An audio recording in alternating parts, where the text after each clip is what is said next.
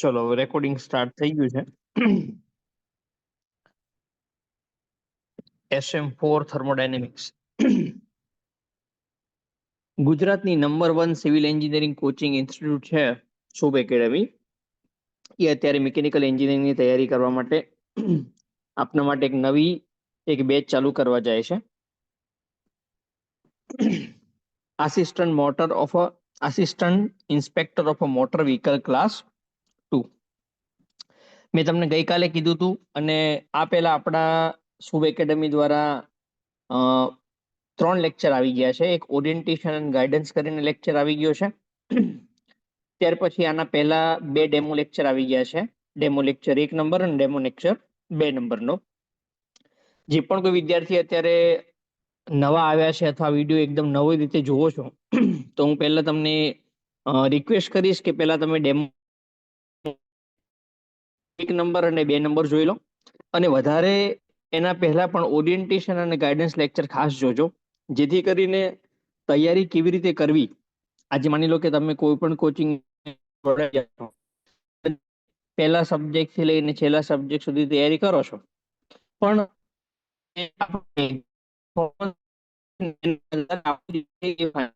થતું હોય છે. જ્યારે ઘણા બધા વિદ્યાર્થીઓ એવા હોય છે કે શરૂઆતના જે સ્ટેજ હોય, માની લો કે આજે થર્મોડાયનેમિક્સ નો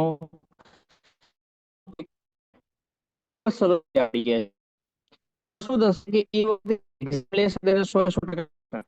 પણ જ્યારે બધા ભેગા થઈને એટ ધ એન્ડ પૂછવામાં આવે તો ક્યાંક ના ક્યાંક એનો કોન્ફિડન્સ લેસ થતો હશે અથવા વધી ગયો હશે અથવા ઇક્વલ નહીં કરી શકતો. તો તૈયારી જે છે આપણે દરેકે દરેક સબ્જેક્ટની કરવાની છે, પણ કેવી રીતે કરવાની છે, રીતે કરવાની છે, કેવા સબ્જેક્ટો પહેલા સબ્જેક્ટમાં પડશે.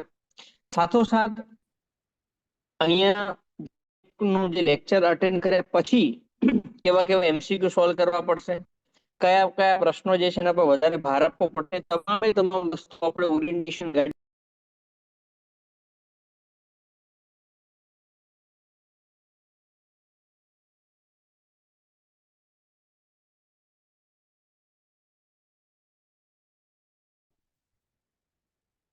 હેલો હેલો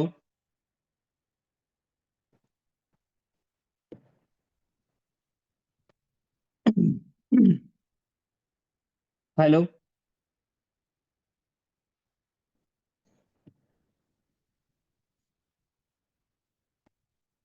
હેલો અર્જુનભાઈ,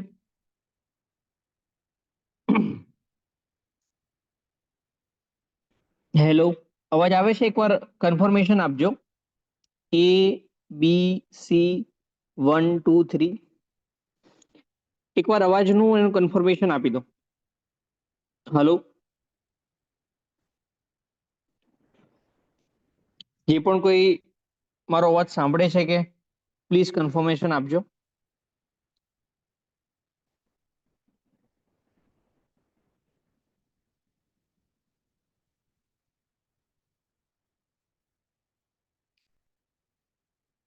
આવે છે સર. Okay, confirm. ચલો,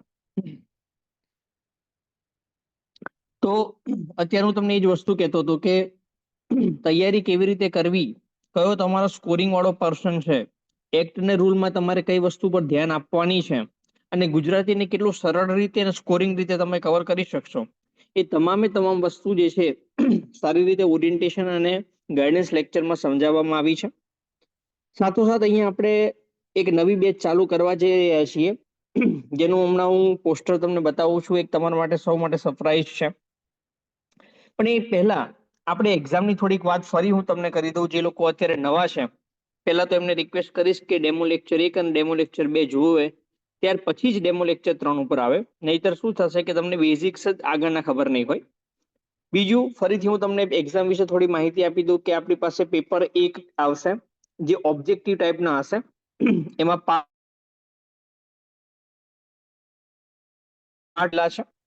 પાર્ટ એ જે છે એ કન્સર્ન સબ્જેક્ટ જે 125 માર્ક્સનો છે, એક્ટ અને રૂલ જે છે 75 માર્ક્સના છે અને ગુજરાતી જે છે 50 માર્ક્સના છે. ટોટલ 250 માર્ક્સના જે પ્રશ્નો છે એ 3 કલાકમાં અટેન્ડ કરવાના છે. એ જ રીતે પાર્ટ એ જે છે એમાં આપણને ઘણા બધા સબ્જેક્ટો આપ્યા છે. ટોટલ જે સબ્જેક્ટો જે છે 11 છે, પણ આપણે ડિટેલમાં જોવા જઈએ તો ટોટલ 15 સબ્જેક્ટો આવે છે. એ જ રીતે એક્ટ અને રૂલ જે છે એમાં પણ થોડું મોડિફિકેશન આવ્યું હતું, જે તમે જોઈ શકો છો. 10 નંબરના પોઈન્ટ થી લઈને 16 નંબરના પોઈન્ટ સુધી તમને અહીંયા જોવા મળશે. આપણે લેટેસ્ટ જે છે મોડિફિકેશન આવ્યું છે. હવે આપણી શુભ એકેડેમી દ્વારા આ તમામ જે નવું અપડેશન આવ્યું છે એના પર આવતા જ વીકમાં અથવા નજીકના જ ભવિષ્યમાં સ્પેશિયલાઇઝ એક લેક્ચર અટેન્ડ ગોઠવવામાં આવશે, કે તમને ખબર પડશે કે આમાં તમારે કેવા પ્રકારના પ્રશ્નો પૂછાઈ શકે છે. અને સાથોસાથ ગુજરાતી માર્ક્સ જે છે જેમાં જનરલી ગ્રામર પૂછાવાનું છે, તો એની પણ આપણે સરસ રીતે તૈયારી કરવાની છે. બીજું કે શુભ એકેડેમી દ્વારા એકદમ નવી જ બેન્ચ લોન્ચ કરવા જઈ રહ્યા છીએ, special assistant inspector motor vehicle માટે. સ્ટાર્ટ ક્યારથી થશે? તો સ્ટાર્ટ થાય છે 25 નવેમ્બરથી. ક્યારે સ્ટાર્ટ થાય છે? 25 નવેમ્બરથી. હવે બીજું કે જે ગુજરાતની નંબર 1 સિવિલ ઇન્સ્ટિટ્યૂટ એન્જિનિયરિંગની જે શુભ એકેડેમી છે, એમાં જે સ્પેસિફિકલી જે મિકેનિકલ એન્જિનિયરિંગની જે જાહેરાત આવી છે, એમાં તમને સચોટ માર્ગદર્શન મળશે, ગુણવત્તા આધારિત જે શિક્ષણ મળવાનું છે. સાથોસાથ તમે જે રીતે ઓફલાઈન બેચ જોતા હોય એ જ રીતે ઓનલાઈન બેચ તમારા ડાઉટ્સ જે છે ક્લિયર કરવામાં આવશે. અને સાથોસાથ જ્યારે પણ તમને રિવિઝનની જરૂર પડે એના માટે રેકોર્ડેડ વિડીયોઝ પણ આપવામાં આવશે, જે તમે લાઈવ ઓલરેડી ભણી ચૂક્યા હશો. હવે આપણે અત્યારે જે ડેમો લેક્ચર ચાલુ છે એ ડેમો લેક્ચર 18 તારીખથી લઈને 20 તારીખ સુધી આપણે ચાલુ રહેવાના છે. ત્યાર પછી જે પણ વ્યક્તિએ ડેમો લેક્ચર સિવાયના જે પોર્શન વાળા જોવા હોય તો એના માટે સ્પેસિફિકલી રજીસ્ટ્રેશન કરવું પડશે. તો વધારે ન વિચારતા જે સહાયક મોટર ઇન્સ્પેક્ટર જે છે 153 જગ્યાઓ આવી છે, બરોબર છે, એના માટે મન તન ધનથી તૈયારી ચાલુ કરી દો. અને જે લોકોએ આ બેચમાં જોડાવવું હોય એના માટે રજીસ્ટ્રેશન માટે નીચે નંબર આપેલો છે 90 239 77 747, અથવા તો 81 281 57 700 ઉપર તમે કોન્ટેક્ટ કરી શકો છો. કોઈ પણ વસ્તુ જે છે તમારે ડાઉટ પૂછી શકો છો, કેવી રીતે રજીસ્ટ્રેશન કરવું, કેવી રીતે બેચમાં જોડાવું, અને ક્યારે ક્યારે કયા સબ્જેક્ટો કેટલા ટાઈમમાં પતશે, અને તમારી આખી બેચ જે છે એમાં શું શું ઇન્ક્લુડેડ છે, એ તમામ ઇન્ક્વાયરી તમે નીચેના નંબર ઉપર કરી શકો છો. તો અત્યારે આપણે ડેમો લેક્ચર 3 સ્ટાર્ટ કરવા જઈ રહ્યા છીએ. એમાં આપણે આગળના બે જે ડેમો લેક્ચર છે એનો જ એક સબ પાર્ટ છે, જે થર્મોડાયનેમિક્સ છે. અત્યાર સુધી આપણે થર્મોડાયનેમિક્સમાં શું ભણી ગયા છીએ કે સિસ્ટમ કોને કહીએ છીએ? તો કે ભાઈ સિસ્ટમ એટલે કે ફિક્સ માસ અથવા તો રિજન, જેના પર આપણે સ્ટડી કરવું છે. ત્યાર પછી આપણે સરાઉન્ડિંગ ભણ્યા, તો કે ભાઈ સિસ્ટમ સિવાયની તમામ વસ્તુ આપણા માટે સરાઉન્ડિંગ બની જશે, અને એમાંનો જે ઇમિડિયેટ પાર્ટ જે છે, જે આપણને વધારે ઇફેક્ટ કરે છે, એને આપણે ઇમિડિયેટ સરાઉન્ડિંગ કહીએ છીએ. ત્યાર પછી આપણે એવું ભણ્યા છીએ કે સિસ્ટમ અને સરાઉન્ડિંગને અલગ પાડતી જે સરફેસ છે એને બાઉન્ડ્રી કહીએ છીએ. બાઉન્ડ્રી ફિક્સ અથવા તો મૂવેબલ હોઈ શકે છે, અથવા રિયલ અથવા તો ઇમેજનરી હોઈ શકે છે, જેને આપણે વિવિધ અલગ અલગ પ્રકારના ઉદાહરણ દ્વારા સારી રીતે સમજી ગયા છીએ. ત્યારબાદ જે સિસ્ટમ હતી એના 3 પ્રકાર સમજ્યા હતા. ક્લોઝ સિસ્ટમ કોને કહીશું, ઓપન સિસ્ટમ કોને કહેવાના છીએ, અને આઇસોલેટેડ સિસ્ટમ કોને કહેવાના છીએ. તો ડિટેલમાં બધી જ વસ્તુ ખૂબ જ સરસ રીતે આપણે સમજી ચૂક્યા છીએ. ત્યારબાદ આપણે પ્રેશર નામના એક ટર્મની ચર્ચા કરી, કે પ્રેશર એટલે શું છે, કે ભાઈ ગેસના જે કણો જે છે એ પર્ટિક્યુલર એક સાથે એક જ સમયે એક જ દિશામાં કેટલો ફોર્સ એપ્લાય કરે છે, ડિવાઈડ બાય એ સરફેસનો એરિયા, એનો આપણે જ્યારે ભાગાકાર કરીએ અને આપણને જે વેલ્યુ મળે છે એને આપણે શું કહીએ છીએ? પ્રેશર કહીએ છીએ. અને ખાસ આના ઉપર શું પૂછાઈ શકે છે એવું મેં તમને કીધેલું ગઈકાલે અથવા આગળના લેક્ચરમાં, કે પ્રેશર જે છે એ કોનું ફંક્શન છે? તો ડેન્સિટી અને ટેમ્પરેચરનું ફંક્શન છે. અને એને પણ આપણે ખૂબ જ સરસ રીતે સમજી ગયા છીએ. જે લોકો આજના લેક્ચરમાં નવા છે, બરોબર છે, હજુ કહું છું કે ડેમો લેક્ચર 1, ડેમો લેક્ચર 2 ફરજિયાત જોજો. અને આ લેક્ચર અથવા આગળના લેક્ચર તમને ગમ્યા હોય તો બિલકુલ લાઈક કરજો, બરોબર છે, અને તમારા નજીકના મિત્ર વર્તુળમાં પણ શેર કરજો. ત્યારબાદ આપણે રૂટ મીન સ્ક્વેર વેલોસિટી ભણ્યા હતા, કે ભાઈ ઘણા બધા મોલેક્યુલ્સ હોય તો એની ઇન્ડિવિજ્યુઅલ કાઇનેટિક એનર્જીનો સરવાળો આપણે ન કરી શકીએ, તો એટલા માટે આપણે એક એવરેજ વેલોસિટી ફાઇન્ડ કરવી છે, અને એનું નામ શું આપ્યું હતું? આપણે રૂટ મીન સ્ક્વેર વેલોસિટી આપ્યું હતું. તો એના ઉપર પણ એક દાખલો જે છે આપણે પૂછાઈ શકે છે, જે કહેવાય કે ભાઈ CRMS વેલોસિટી છે કોના કોના ઉપર આધાર રાખે છે એવા પ્રકારના આપણને વિધાન વાઇઝ અથવા તો MCQ જે છે આપણને પૂછાઈ શકે છે. તો એ પણ આપણે એની સમજૂતી લીધેલી હતી. ત્યારબાદ આપણે સિસ્ટમની જે પ્રોપર્ટી છે મેં તમને એમ કીધું હતું કે બે પ્રકારની પ્રોપર્ટી છે, ઇન્ટેન્સિવ છે અને એક્સટેન્સિવ છે. ઇન્ટેન્સિવ એટલે કે માસ ઉપર નો આધાર રાખે અને જમણી બાજુ જે એક્સટેન્સિવ છે એનો મતલબ કે માસ ઉપર આધાર રાખે છે. કોને ઇન્ટેન્સિવ કેવી અને કોને એક્સટેન્સિવ કેવી એ પણ આપણે ડિટેલમાં સમજી ચૂક્યા છીએ. હવે અહીંથી આપણે આગળ વધવાનું છે. આજના લેક્ચરની શરૂઆત આપણે અહીંથી કરીશું, બરોબર છે. તમારા સ્ક્રીન ઉપર આજનો જે પેજ જે છે એ સ્ટાર્ટ થઈ ગયું છે, મતલબ ઝૂમ કરીને. હેડિંગ શું છે આપણું? વર્ક અને હીટ છે. શું છે હેડિંગ? વર્ક અને હીટ કીધું છે. હવે અહીંયા હું તમને ડેફિનેશન સમજાવતા પહેલા એક વસ્તુ તમને સમજાવવા માંગુ છું કે માની લો કે આપણે છે ને એ ડીમાર્ટમાં ગયા. ક્યાં ગયા છીએ? ડીમાર્ટમાં ગયા છીએ, બરોબર છે. ડીમાર્ટમાંથી આપણે છે ને ચોખાની બોરી લઈને આવી ગયા. ઓકે, શું ભર્યું છે? ચોખા. ચોખા છે, બરોબર છે. હવે ચોખા જે છે પોતે અત્યારે કેવા હોય?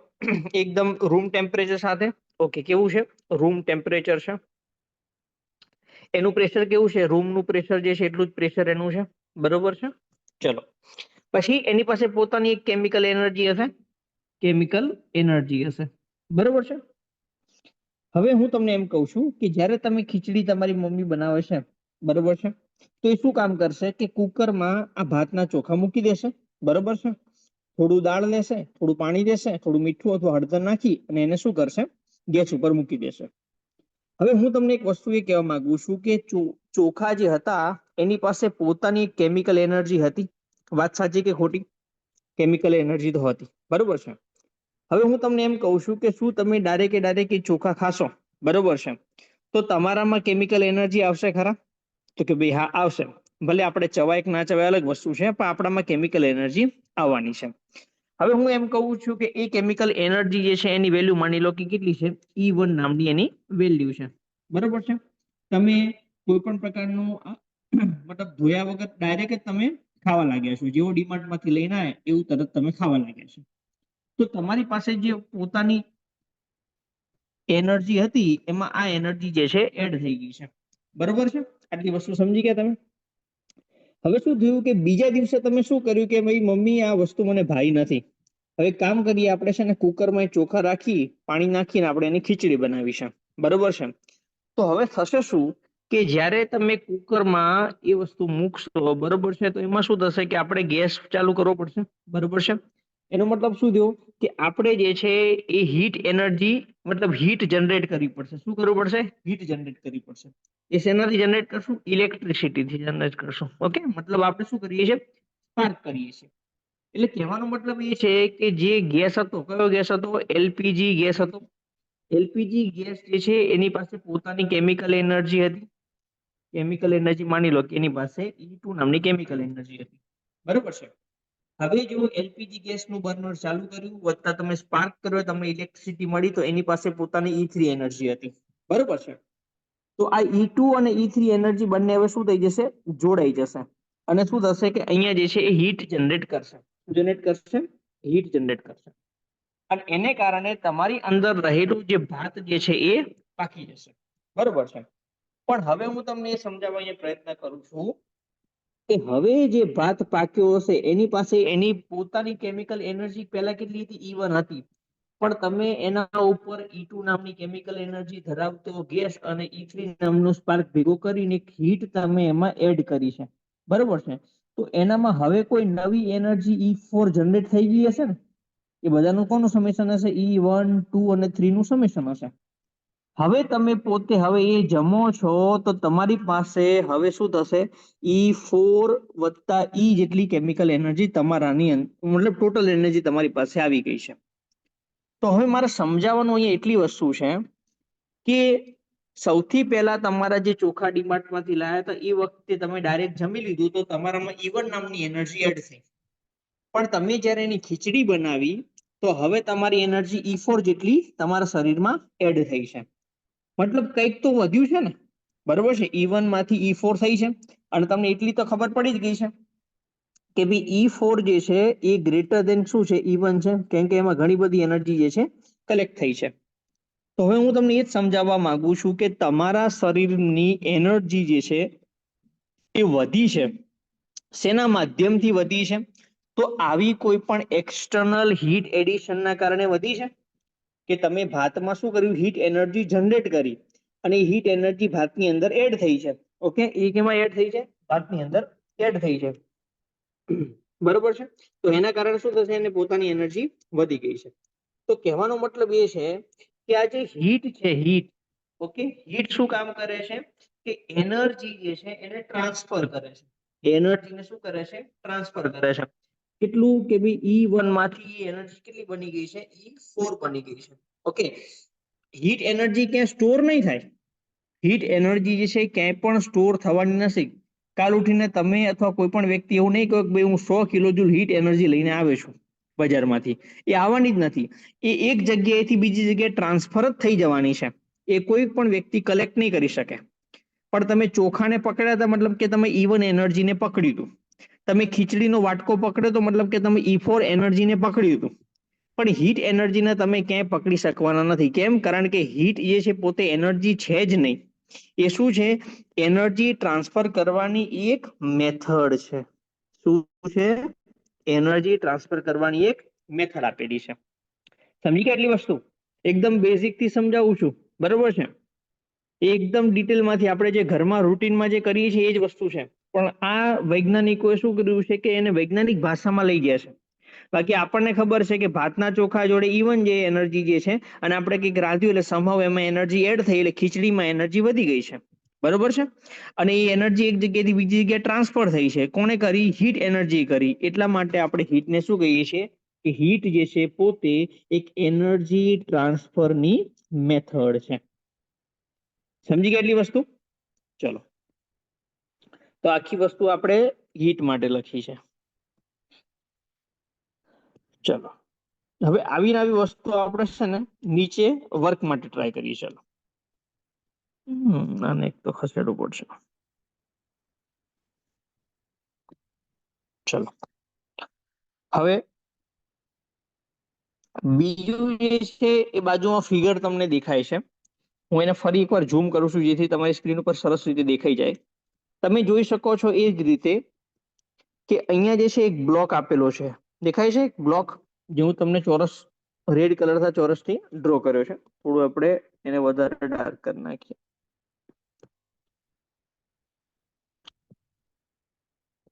આ ફિગર નથી બરોબર છે, એને આપણે સર્કલ લઈ લઈએ. ચાલો,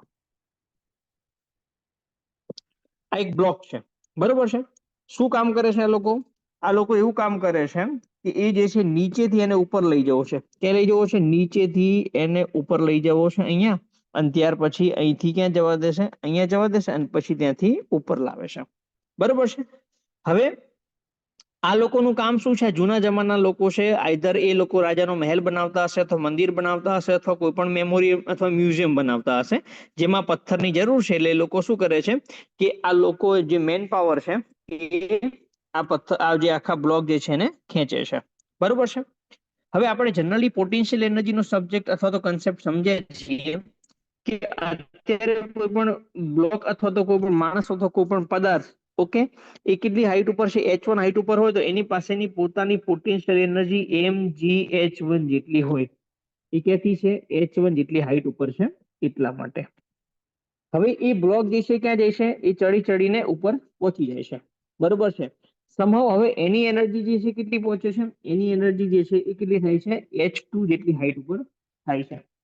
તો કહેવાનો મતલબ કે હવે એની પાસે પોતાની પોટેન્શિયલ એનર્જી કેટલી છે? mgh2 જેટલો છે. બરોબર છે? તો કહેવાનો મતલબ એવો છે કે mgh1 જેટલી પોટેન્શિયલ એનર્જી માંથી હવે એ બ્લોક પાસે પોતાની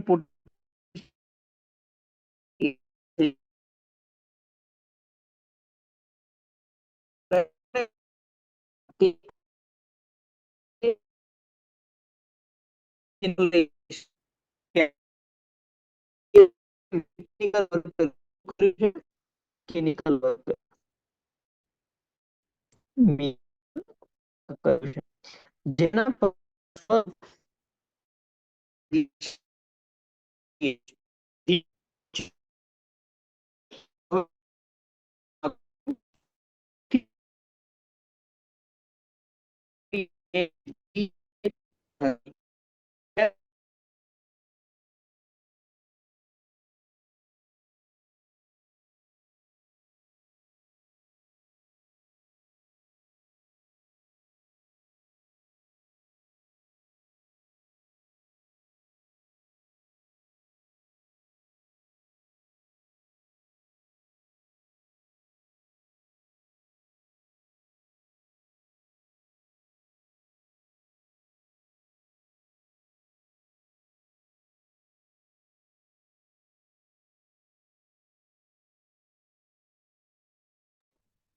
Recording in progress.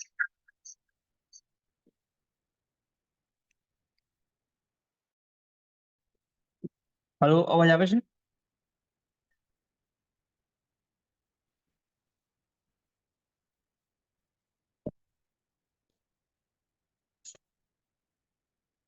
ઓકે, થોડું ઇન્ટરનેટ કનેક્ટિવિટીના કારણે બંધ થઈ ગયું છે. ચલો, તો આપણે એટલી વસ્તુ સમજી ગયા હતા કે એક બ્લોક છે ને MgH1 પહેલા એની પોતાની એનર્જી હતી, એના ઉપરથી હવે આપણે લઈ જઈએ MgH2 સુધી લઈ જઈએ છીએ, બરોબર છે? હવે કહેવાનો મતલબ શું થયો કે આટલી એનર્જી વધારે થઈ કોના કારણે થઈ? મિકેનિકલ વર્કના કારણે થઈ. મિકેનિકલ વર્કના કારણે થઈ છે. તો વર્ક શું કર્યું છે? એક પ્રકારની એનર્જીમાંથી બીજા પ્રકારની એનર્જીમાં ટ્રાન્સફર કર્યું છે. ઓકે, તો એટલા માટે આપણે વર્કને પણ શું કહીએ છીએ? વર્કને પણ શું કહીએ છીએ? Energy transfer method. શું કહીએ છીએ? એનર્જી ટ્રાન્સફર મેથડ કહીએ છીએ. તો એ જ ડેફિનેશન આપણે શરૂઆતના ઉપરના પેજમાં આપેલી છે.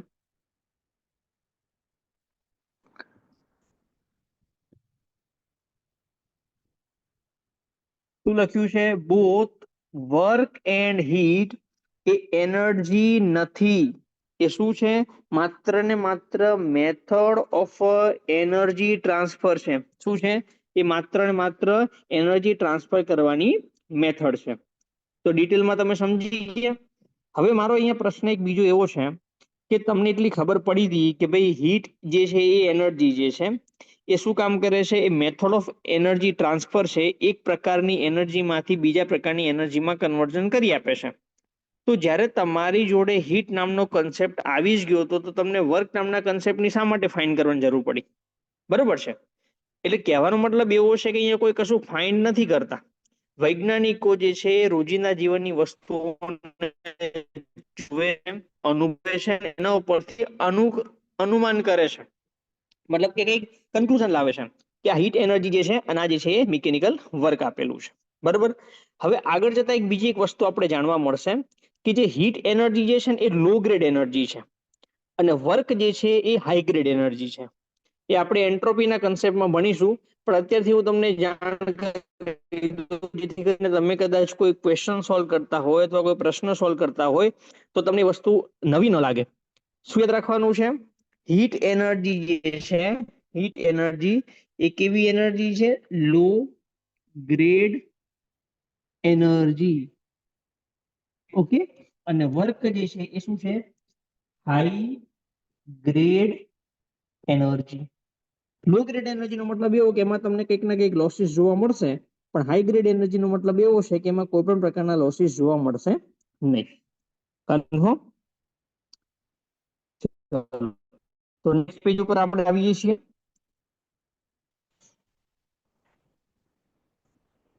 અત્યાર સુધી આપણે બે વસ્તુ જોઈ છે.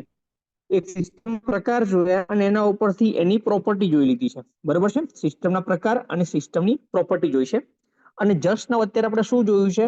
વર્ક અને હીટ ટ્રાન્સફર જોયું છે. બરોબર. હવે આ બંનેના ડિફરન્સ શું છે એ જાણવું છે આપણે. તો પહેલું જે સ્ટેટમેન્ટ છે એના ઉપર જતા પહેલા આપણે છે નીચે દોરેલી ફિગર પહેલા કન્ક્લુઝન ઉપર લઈ લઈએ. બરોબર છે?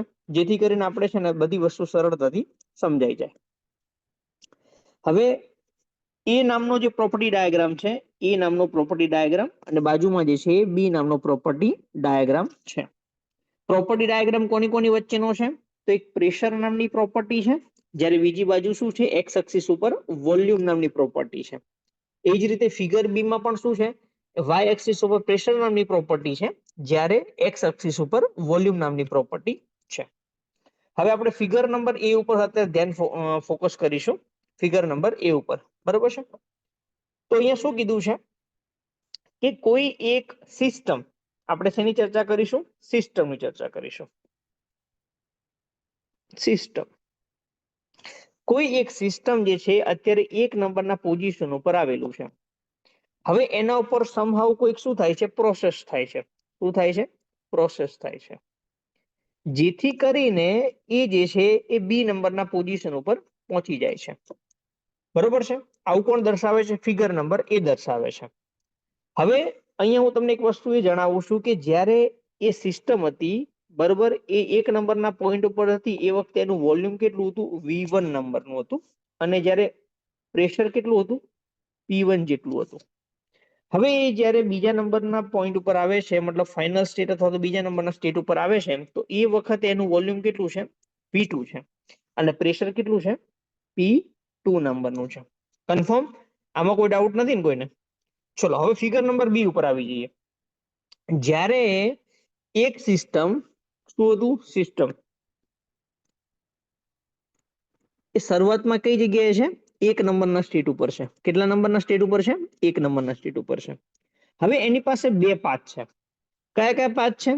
એક પાથ જે છે સી નામનો પાથ છે, બરોબર છે, અને બીજો પાથ કયો છે? ડી નામનો પાથ છે. બંને પાથ જે છે એક નંબરના પોઈન્ટ થી બે નંબરના પોઈન્ટ સુધી જ જાય છે, પણ અલગ અલગ રસ્તે જાય છે.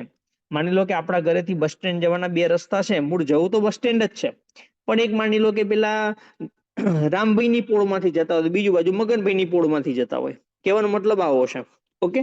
હવે જ્યારે એક નંબરના પોઈન્ટ ઉપરથી બે નંબરના પોઈન્ટ સુધી જાય છે, તો ફાઇનલી બે નંબરના પોઈન્ટ સુધી પહોંચી જાય છે. પણ પ્રશ્ન શું છે મારો, કે જ્યારે એક નંબરના પોઈન્ટ ઉપર હતું એ વખતે વોલ્યુમ કેટલું છે? V1 અને પ્રેશર કેટલું છે? P1 છે. હવે ફાઇનલ સ્ટેટ ઉપર આવે છે તો વોલ્યુમ કેટલું છે? V2 છે. પ્રેશર કેટલું છે? P2 છે. કન્ફર્મ? આમાં કોઈ પ્રશ્ન અથવા કોઈ ડાઉટ નહીં હોય, આમાં એકદમ ઈઝી વસ્તુ છે. હવે મારે તમને ફિગર એ ઉપરથી એવો પ્રશ્ન પૂછવો છે, બરોબર છે, કે જ્યારે તમારી સિસ્ટમ એક નંબરના સ્ટેટ ઉપરથી બે નંબરના સ્ટેટ સુધી પહોંચી ગઈ છે, બરોબર છે, તો એ દરમિયાન તમારા પ્રેશરમાં કેટલો ફરક પડ્યો છે? તો ભાઈ P1 માંથી કેટલું પહોંચી ગયું છે? P2 પહોંચી ગયું છે. તો માની લો કે તમારે ચેન્જ ઇન પ્રેશર પૂછવું હોય તો શું થશે? કે ભાઈ P2 માઇનસ P1 કહી શકો. હવે આપણે એવું ધારી લઈએ કે ભાઈ P1 જે છે કેટલું છે? 1 બાર પ્રેશર છે. કેટલું છે? 1 બાર પ્રેશર છે. અને P2 જે છે એ 10 બાર પ્રેશર છે. કેટલું છે? 10 બાર પ્રેશર છે. સેમ ટુ સેમ ફિગર બી માં જોઈ શકો છો તમે, P1 કેટલું છે? 1 બાર પ્રેશર છે, જ્યારે P2 કેટલું છે? Same to same 10 bar pressure છે.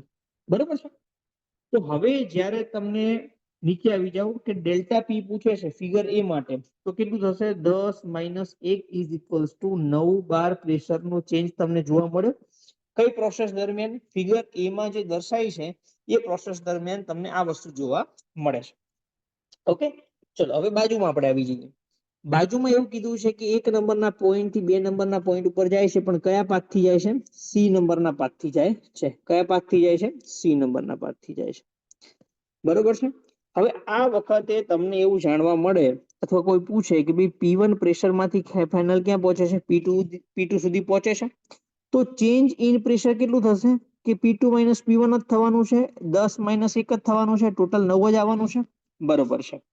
આ જ વસ્તુ માની લો કે ડી પાથ માટે પૂછશે તમને, ડી પાથ માટે, તો એ વખતે પણ પ્રેશર તમારે P1 માંથી P2 જ થવાનું છે. અને તમે જો ચેન્જ ઇન પ્રેશર પૂછશો તો એ પણ P2 માઇનસ P1 જ થવાનું છે. અને એ પણ શું આન્સર આવશે? 9 બાર જ આન્સર આવશે. બરોબર છે. તો કહેવાનો મતલબ અહીંયા એવો છે કે ફિગર એ હતી, કઈ ફિગર હતી? એ ઉપર આવી જજો. ફિગર એ ની વાત કરું છું, બરોબર છે. તો ફિગર એમાં એક જ પ્રોસેસ હતી, તેમ છતાંય ચેન્જ ઇન પ્રેશર કેટલું આવ્યું છે? 9 બાર આવ્યું છે. બરોબર છે. હવે જ્યારે ફિગર બી જે છે, ફિગર બી યલો કલર થી હાઇલાઇટ કરું છું, એમાં બે પાથ હતા. એક સી નામનો પાથ હતો, જ્યારે બીજો હતો ડી નામનો પાથ હતો. એમાં પણ સેમ 1 નંબરના સ્ટેટમાંથી 2 નંબરના સ્ટેટ ઉપર જતું હતું. તો એ વખતે પણ ચેન્જ ઇન પ્રેશર 9 બાર આવતો હતો અને નીચેના ડી પાથ માટે પણ 9 બાર આવતો હતો. હવે અહીંયાથી આપણને એટલી વસ્તુ ખબર પડી ગઈ છે કે અલ્ટિમેટલી આ પ્રેશર જે વસ્તુ છે, આવી આવી વસ્તુ તમે વોલ્યુમ માટે પણ ટ્રાય કરી શકો છો, બધા માટે સેમ જ આવશે. તો હું તમને જનરલ કન્ક્લુઝન એવું કહેવા માંગુ છું કે કોઈ પણ ફિગર હોય અથવા કોઈ પણ પ્રોસેસ હોય, સિસ્ટમ તમારી કોઈ પણ પ્રોસેસમાંથી પસાર થતી હોય, પણ એની જે પ્રોપર્ટી છે, પ્રોપર્ટી માને કે પ્રેશર, વોલ્યુમ, ટેમ્પરેચર, ડેન્સિટી, જે આપણે પ્રોપર્ટી ભણ્યા હતા ને ગઈકાલે, એમાં ઇન્ટેન્સિવ પ્રોપર્ટી પણ આવી ગઈ છે અને એક્સટેન્સિવ પ્રોપર્ટી પણ આવી ગઈ છે. બંને પ્રકારની પ્રોપર્ટીની વાત કરી છે. તો કોઈ પણ સિસ્ટમ જ્યારે કોઈ પ્રોસેસમાંથી પસાર થાય છે, માને કે 1 નંબરના સ્ટેટમાંથી 2 નંબરના સ્ટેટ ઉપર જશે, પણ એની જે પ્રોપર્ટી જે છે P1 એટલે કે પ્રેશર, ટેમ્પરેચર, વોલ્યુમ, એમના જે આપણે ડિફરન્સ ફાઇન્ડ કરીશું તો આપણને હંમેશ એક્ઝેક્ટ વેલ્યુ મળશે. એક્ઝેક્ટ મતલબ 9 બાર પ્રેશર જેટલું ડિફરન્સ છે તો એ ફિક્સ જ રહેવાનું છે. પછી 8.5 નહીં થાય, 9.5 થાય, 9.1 એવું કઈ જ નહીં થાય, અને થશે તો એક્ઝેક્ટ વેલ્યુ આવશે. પછી ગમે તે પાસથી પસાર થાય. બરાબર છે. બીજું, હવે એ નંબરની ફિગર છે, એ નંબરની ફિગર એમાં તમે જોઈ શકો કે સોરી, તમે બી નંબરની ફિગર ઉપર આવી જાઓ. કયા નંબરની? બી નંબરની ફિગર ઉપર તમે અત્યારે આવી જાઓ. તો બી નંબરની ફિગર ઉપરથી આપણને એવી ખબર પડી ગઈ છે કે આઈધર તમે સી નંબરના પાથથી જાઓ અથવા તો ડી નંબરના પાથથી જાઓ, પણ પ્રેશર જે પેલા P1 હતું એમાંથી ફાઇનલી જે બનશે એ હંમેશા P2 જ બનવાનું છે. પછી સી નંબરના પાથમાંથી કંઈક અલગ પ્રેશર મળશે અને ડી નંબરના પાથથી અલગ પ્રેશર નથી મળવાનું. મતલબ તમારા સિસ્ટમની પ્રોપર્ટી ચેન્જ થઈ છે એ ઉપર આધાર રાખશે નહીં. એ શું થશે, પોઈન્ટ જે છે કે નંબરના પોઈન્ટ ઉપર જે પ્રેશર હશે એના જ રહેવાનું છે, એમાં કોઈ ફરક નહીં પડે. બરોબર. તો આટલી વસ્તુ આપણે જો સમજી ગયા છું તો આપણને તરત ઉપરના જે ડિફરન્સ છે ખૂબ જ સરળ. ચલો, હવે તમે પ્રોપર્ટી છે ડાબી બાજુમાં પહેલો પોઈન્ટ વાંચો કે સિસ્ટમની પ્રોપર્ટી છે કેવું ફંક્શન છે. તો સિસ્ટમની પ્રોપર્ટી જે છે કેવું ફંક્શન છે, સ્ટેટ અથવા તો પોઈન્ટ ફંક્શન છે. એટલે શું કહેવા માંગે છે કે 1 નંબરના પોઈન્ટ ઉપર જે પ્રેશર અને ટેમ્પરેચર અને વોલ્યુમ હશે એ હંમેશા એના જ રહેવાનું છે. પછી એ જ્યારે બી નંબરના પોઈન્ટ ઉપર જશે, કોઈ પણ પાથથી જશે, એમાં કોઈ પણ પ્રકારનો ફરક પડશે નહીં. તો સિસ્ટમની પ્રોપર્ટી હંમેશા જે તે સ્ટેટ ઉપર આધાર રાખે છે, એ કોઈ પણ પ્રોસેસ અથવા તો પાથ ઉપર આધાર રાખતી નથી. એટલા માટે આપણે શું કહીએ છીએ કે એ પ્રોપર્ટી જે છે સ્ટેટ અથવા તો પોઈન્ટ ફંક્શન કહેવામાં આવે છે. જ્યારે બીજી બાજુ શું કીધું છે, વર્કની વાત કરી હતી. મેં હમણાં આગળ તમને શું ડેફિનેશન સમજાવી કે માની લો કે તમે કુકરની અંદર ભાત મૂકો છો, બરોબર છે. હવે એના કરતા આપણે બીજું વસ્તુ સમજીએ કે માની લો કે તમે ડીમાર્ટમાંથી બટેકું લઈને આવ્યા. આ બટેકુને તમારે બાફવાનું છે, તો તમે કુકરમાં પાણી નાખીને બાફો તો એક સી નામનો પાથ બનશે. તો તમે શું કરો છો, એની અંદર જ બટેકું મૂકી દીધું, પણ બફાવાનું જ છે ને. જેવી રીતે હોળીની અંદર હોળી આપણે કરીએ એમાં શું છે કે નારિયેળ મૂકતા હોઈએ છીએ, અથવા હોળી કરતા આપણે જયારે હોળીમાં જે લાકડા મૂકીએ એના પહેલા શું કરતા હોઈએ છીએ, એક ખાડો ગોતી અને એની અંદર માટલી મૂકીએ છીએ અને એમાં અલગ અલગ પ્રકારના ધાન્ય મૂકીએ છીએ. હોળી દહન જાય, હોળી કરે પછી બે દિવસે સવારે અમુક જે વડીલો એ શું કરે છે કે એને કાઢશે અને જે બાફેલું અનાજ છે ને ખાશે. તો કહેવાનો મતલબ એવો છે કે તમે બટેકાને કુકરમાં બાફો અથવા તો ડાયરેક્ટ બળતણમાં બાફો, ફરક પડશે ને. બે અલગ અલગ પાથ છે, કરવું શું છે, બાફવું છે. તો કહેવાનો મતલબ એવો છે કે તમે કેવા પ્રકારની હીટ આપો છો એ શું છે, અલગ અલગ પાથ ઉપર ડિપેન્ડ છે. બરોબર છે. તો પહેલું સ્ટેટમેન્ટ શું કહે છે આપણને કે સિસ્ટમની પ્રોપર્ટી જે સ્ટેટ અથવા તો પોઈન્ટ ફંક્શન છે, જ્યારે વર્ક અથવા તો હીટ જે છે એ તમે કયા પાથથી મોકલો છો એટલે તમારું શું છે, પાથ ફંક્શન છે. હવે બીજું સ્ટેટમેન્ટ શું કહે છે, બીજું એવું કીધું છે કે સિસ્ટમની પ્રોપર્ટી જે છે એ પાસ હિસ્ટ્રી ઉપર ડિપેન્ડ કરતી નથી. મતલબ કે 2 નંબર ઉપર આવી ગયા પછી એ 1 નંબરના પોઈન્ટ ઉપરથી કેવી રીતે 2 નંબરના પોઈન્ટ સુધી પહોંચી છે, ફિગર એ અને ફિગર બી બંનેની ચર્ચા કરું છું, તો પ્રોપર્ટી જે છે એટલે કે પ્રેશર નામની પ્રોપર્ટી અથવા વોલ્યુમ નામની પ્રોપર્ટીને કોઈ જ ફરક પડવાનો નથી કે કયા પાથથી આવી છે. કેમ? કારણ કે એ શું છે, ઇન્ડિપેન્ડન્ટ ઓફ અ પાસ્ટ અથવા તો પાથ ઓફ પ્રોસેસ છે. જે વર્ક જે છે એ ફરજિયાત પ્રમાણે તમે કયા પાથ થ્રુ આવ્યા છો એના ઉપર આધાર રાખે. સ્ટેટમેન્ટ અથવા ડિફરન્સ એટલા માટે સમજાવું છું કે વિધાનવાળા પ્રશ્નોમાં આમાંથી બેઠા સ્ટેટમેન્ટ આવશે. બરોબર છે? અને આપણે જો અત્યારે ગોખી કાઢશું તો અઠવાડિયા એક મહિના પછી આપણે ભૂલી જશું. પણ આપણે ફિગરથી અથવા તો એકદમ પ્રેક્ટિકલ એક્ઝામ્પલથી સમજી જશું કે ભાઈ મારે બટેકું બાફવાનું છે, તો એ તમે આજે નહીં ભૂલો, કાલે નહીં ભૂલો, તમે બીજા કોઈને ભણાવશો તો પણ તમે નહીં ભૂલો. બરોબર છે? ચલો, થર્ડ સ્ટેટમેન્ટમાં મેં તમને શું કીધું હતું કે એક્ઝેક્ટ ડિફરન્શિયલ. કહેવાનો મતલબ એવો છે કે મેં તમને હમણાં શું બતાવ્યું કે P2 પ્રેશરમાંથી P1 પ્રેશર બાદ કરીશું તો આપણને શું વેલ્યુ મળે છે? 9 બાર આવે છે. એ હંમેશા એક્ઝેક્ટ વેલ્યુ આવશે. 9 આવશે, 8 આવશે, 7 આવશે, પણ કોઈ ડેટા આવશે. જ્યારે તમે એવું નહીં કહી શકો કે W2 આગળ જે છે 10 જૂલ એનર્જી હતી, W1 આગળ 1 જૂલ એનર્જી હતી, ટોટલ 9 જૂલ એનર્જી તમે આપી, એવું તમે ક્યાંય સ્ટેટમેન્ટમાં કહી જ નહીં શકો. બરોબર છે કે ભાઈ આ પાથ પહેલા એની પાસે વર્ક આટલું હતું અને પછી પ્રોસેસ કર્યા પછી એની પાસે આટલું વર્ક મળ્યું છે એટલે મેં આટલું વર્ક આપ્યું છે, એવું આપણે ક્યાંય નહીં કહી શકીએ. કેમ? કારણ કે વર્ક અને હીટ જે છે એ ઇનએક્ઝેક્ટ ડિફરન્શિયલ છે. એમાં એક્ઝેક્ટ ડેટા તમને નહીં મળે, પણ તમારી સિસ્ટમની પ્રોપર્ટી જે છે કેવું છે? એક્ઝેક્ટ ડિફરન્શિયલ છે. તો આ 3 સ્ટેટમેન્ટ ઉપરથી ઘણીવાર પ્રશ્નો પૂછાતા હોય છે, એટલે આપણે આ પ્રશ્નોને, આ બધા સ્ટેટમેન્ટને એકદમ મગજમાં ઉતારીને સરસ રીતે સમજી લેવાના છે. આશા કરું છું કે કોઈ ડાઉટ આ 3 સ્ટેટમેન્ટમાં નહીં હોય. કન્ફર્મ? અને બિંદાસ કોઈ પણ પ્રશ્ન હોય આજ નહીં તો કાલે મોટો થશે એના કરતા પૂછી લેવાનો. બરોબર છે? અને વિડીયો ગમે તો લાઈક બિંદાસ કરવાનું છે, કારણ કે લાઈક કર્યા વગર આપણને ગમે નહીં, સામેવાળા સાહેબને પણ ન ગમે. બરોબર છે? તો બિંદાસ તમને ગમે તો લાઈક કરવાનું છે, ડાઉટ હોય તો પૂછવાનું છે, અને મહેનત બિંદાસ કરવાની છે. ચલો, ત્યાર પછી આપણે નેક્સ્ટ જે છે એ ટોપિક ઉપર આવીશું.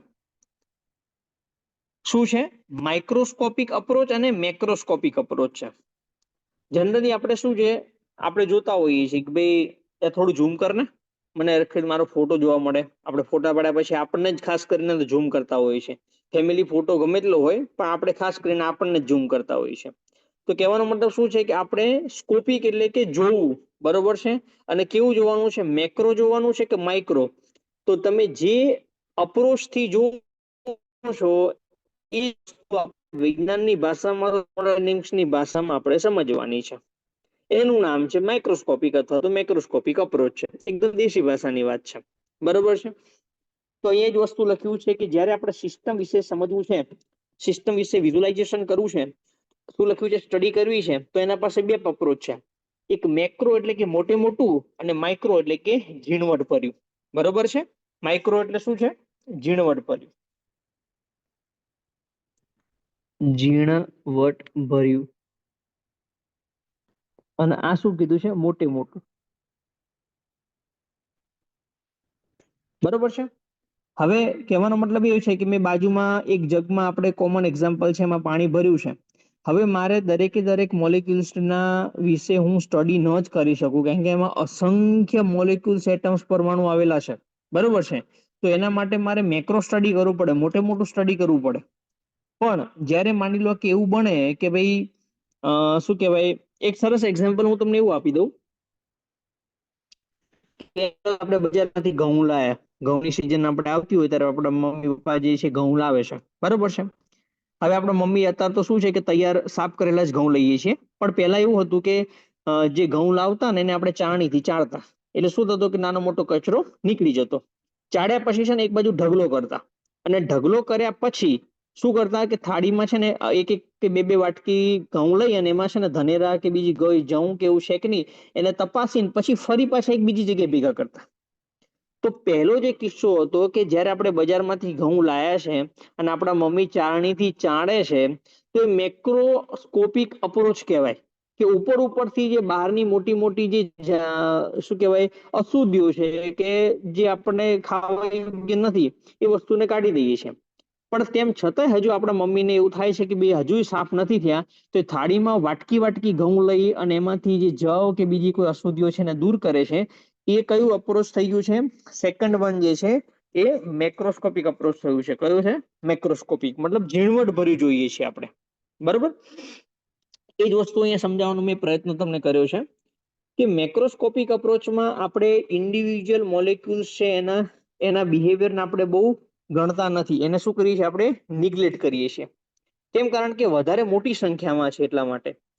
પણ એવા દરમિયાન આપણે એ સિસ્ટમનો અભ્યાસ કરવો છે, સ્ટડી કરવું છે, તો એના માટે આપણે શું કરવાનું છે? એવરેજ મોલેક્યુલર બિહેવિયર જે છે એને આપણે સ્ટડી કરીએ છીએ. શેમાં? મેક્રોસ્કોપિક અપ્રોચમાં. હવે આ વસ્તુ તો બરોબર છે, પણ આમાં શું થાય છે કે આપણી પાસે બે પ્રકારના પદાર્થો છે. એક ઘન પદાર્થ હોય છે અને એક શું હોય છે? લિક્વિડ અને ગેસ હોય છે. ઘન પદાર્થને આપણે સોલિડ કહીએ છીએ અને લિક્વિડ અને ગેસ છે એને આપણે શું કહીએ છીએ? ફ્લુઇડ કહીએ છીએ. હવે અહીંયા હું તમને જે એક્ઝામ્પલ આપ્યું છે ને એ ઘન પદાર્થ માટે આપું છું. શેના માટે આપું છું? ઘન પદાર્થ માટે આપું છું. તો ઘન પદાર્થનું એક એક્ઝામ્પલ છે કે મેટલ રોડ લીધો છે. શું લીધો છે? એક મેટલ રોડ છે, સળિયો છે એક પ્રકારનો. હવે એ મેટલ રોડ તમને અહીંયા દેખાય છે જે બ્રાઉન કલરનો છે, એમાં સફેદ કલરનો જે ડોટ ડોટ ડોટ દેખાય છે શું છે? એટમ્સ છે. કે ઘણા બધા એટમ્સ ભેગા થઈ અને મેટલ રોડ બની ગયો છે. હવે અહીંયા મેં એક એઝમ્પશન શું લીધું છે કે કોઈ પણ પ્રકારની વોઇડ નથી. વોઇડ મીન્સ કે કોઈ ખાલી જગ્યા નથી અંદર. ખાલી જગ્યા નથી. બરોબર છે? કોઈ પણ પ્રકારની મેટલ રોડની અંદર ખાલી જગ્યા નથી. એકદમ ફીસો ફીસ એટમ્સ ભરેલા છે. ઓકે, હવે શું થશે કે તમે જ્યારે મેક્રોસ્કોપિક અપ્રોચ જે છે એનો સ્ટડી કરવા માંગો છો એ વખતે તમારે એવરેજ એટમ જે છે એની સ્ટડી કરવી પડશે. બરોબર છે? હવે કહેવાનો મતલબ શું છે કે કન્ટિન્યુમ કન્સેપ્ટમાં શું આપણને જણાવવા માંગે છે કે તમે એવરેજ મોલેક્યુલર બિહેવિયરનું સ્ટડી કરો એનો કોઈ વાંધો નહીં, પણ એ ક્યારે લાગુ પડશે કે જ્યારે તમારા સિસ્ટમમાં કન્ટિન્યુમ કન્સેપ્ટ અથવા તો કન્ટિન્યુટી છે કે નહીં એ વસ્તુ હોય તો જ તમે આ જે છે મેક્રોસ્કોપિક અપ્રોચનો યુઝ કરી શકો ખરા. હવે આનું કન્ટિન્યુમ એટલે શું વસ્તુ છે? તો કન્ટિન્યુમ નો મતલબ એવો થાય છે કે તમારી પાસે જે પણ કોઈ ઘન પદાર્થ અથવા તો મેટલ અથવા તો મેટલનો રોડ છે એ જે એટમ્સ મોલેક્યુલ્સ અથવા પરમાણુ અણુનો બનેલો છે એ કન્ટિન્યુઅસલી એની અંદર ડિસ્ટ્રીબ્યુટેડ હોવું જોઈએ. એમાં કોઈ પણ પ્રકારની ખાલી જગ્યા ન હોવી જોઈએ. શું લખ્યું છે? નો હોલ્સ પ્રેઝન્ટ હોવા જોઈએ. તો ના તો જ તમે એના માટે એવરેજ મોલેક્યુલર બિહેવિયર ની સ્ટડી કરી શકો છો.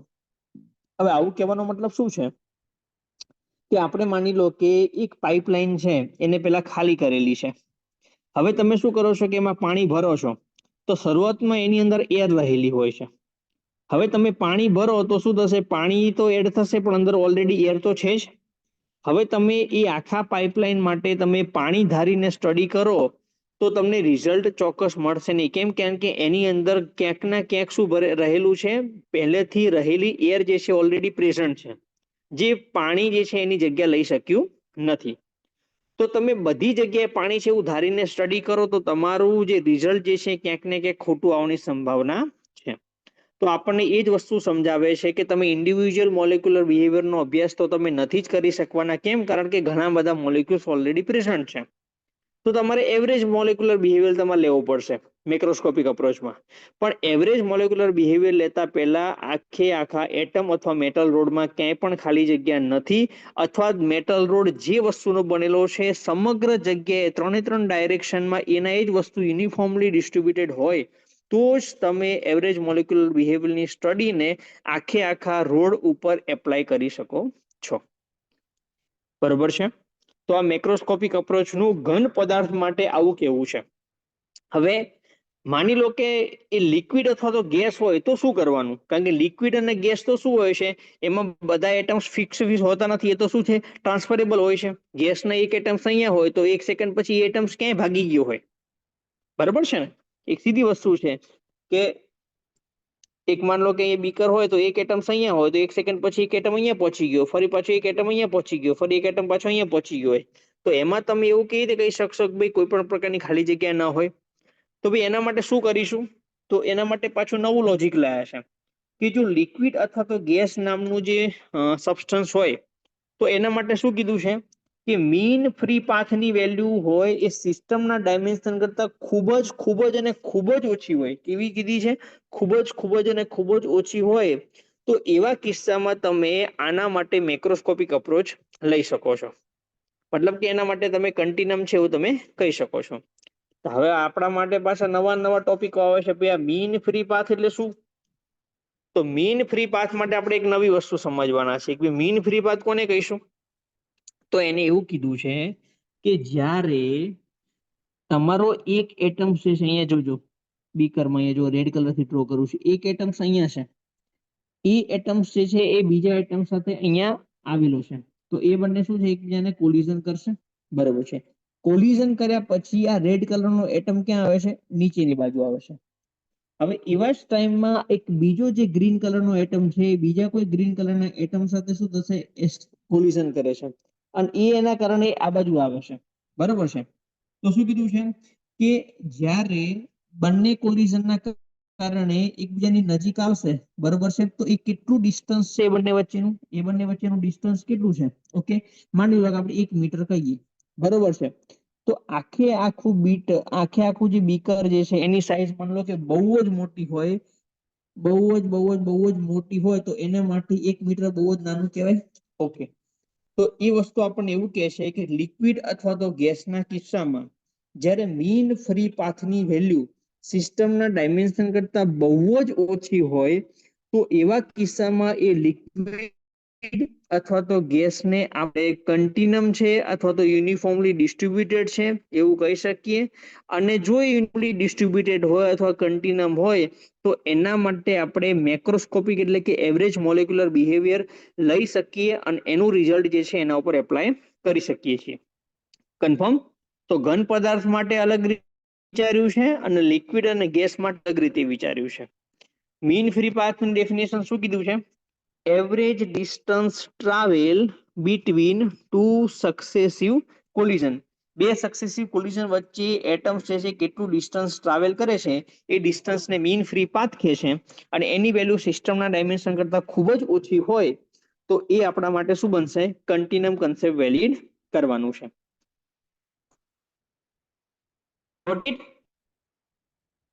જોજો દરેક પ્રશ્ન ઉપર હું ખૂબ જ વધારે ભાર આપું છું, કેમ કે કાલ ઉઠીને નાના પ્રશ્નો તમારા સ્ટેટમેન્ટમાં ક્યાંય આવી જાય તો તમે આવા નાના શબ્દોના કારણે તમારા પ્રશ્નોને ન સમજી શકો ને તો પછી આપણા માટે આ ભણવું જ નકામું છે.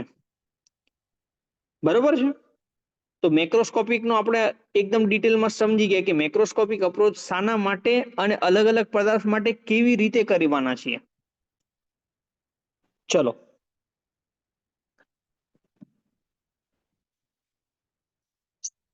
બીજું આવે છે માઇક્રોસ્કોપિક અપ્રોચ આવે છે. શું આવે છે? માઇક્રોસ્કોપિક અપ્રોચ આવે છે. હવે માઇક્રોસ્કોપિક અપ્રોચમાં આપણે શું કીધું છે કે અહીંયા તમારે ઇન્ડિવિજ્યુઅલ મોલેક્યુલર જે છે એનો સ્ટડી કરવાનો. અહીંયા તમે એવરેજ મોલેક્યુલર બિહેવિયરને આપણે નિગ્લેક્ટ કરવાનું છે. શું કરવાનું છે? નિગ્લેક્ટ કરવાનું છે. શું કરવાનું છે? નિગ્લેક્ટ કરવાનું છે અને સ્ટડી કરવાનું છે ઇન્ડિવિજ્યુઅલ. આવું ક્યારે લાગુ પડશે કે માની લો કે કોઈ એવો બલૂન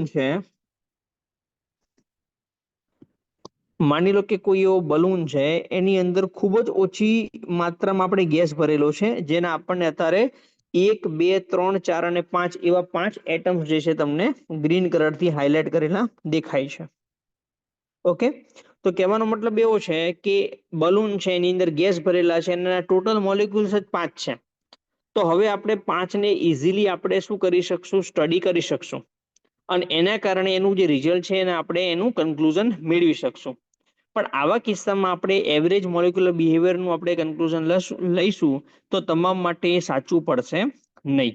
બરોબર છે? તો માઇક્રોસ્કોપિક અપ્રોચ ક્યારે લાગુ પડશે? કે જ્યારે સિસ્ટમની અંદર ડેન્સિટીનું પ્રમાણ ખૂબ જ ઓછું હોય. શું કીધું છે? ડેન્સિટીનું પ્રમાણ ખૂબ જ ઓછું હોય તો એવા કિસ્સામાં તમે માઇક્રોસ્કોપિક અપ્રોચ કરો તો ચાલે. કેમ? કારણ કે એમાં ઇન્ડિવિજ્યુઅલ મોલેક્યુલનો બિહેવિયર આપણે ઇઝીલી કરી શકીએ છીએ. બરોબર છે? હવે તમને મગજમાં પ્રશ્ન એવો થતો હશે કે સાહેબ આપણા રોજિંદા જીવનમાં જે પણ જોઈએ, ખુરશી છે, ટેબ્લેટ છે, મોબાઈલ છે, ખુરશી છે, ટીવી છે, આપણે જેના પર બેસીએ છીએ, સોફા છે, બરોબર છે, આપણું જે કબાટ છે, તમામે તમામ સોલિડ વસ્તુ છે.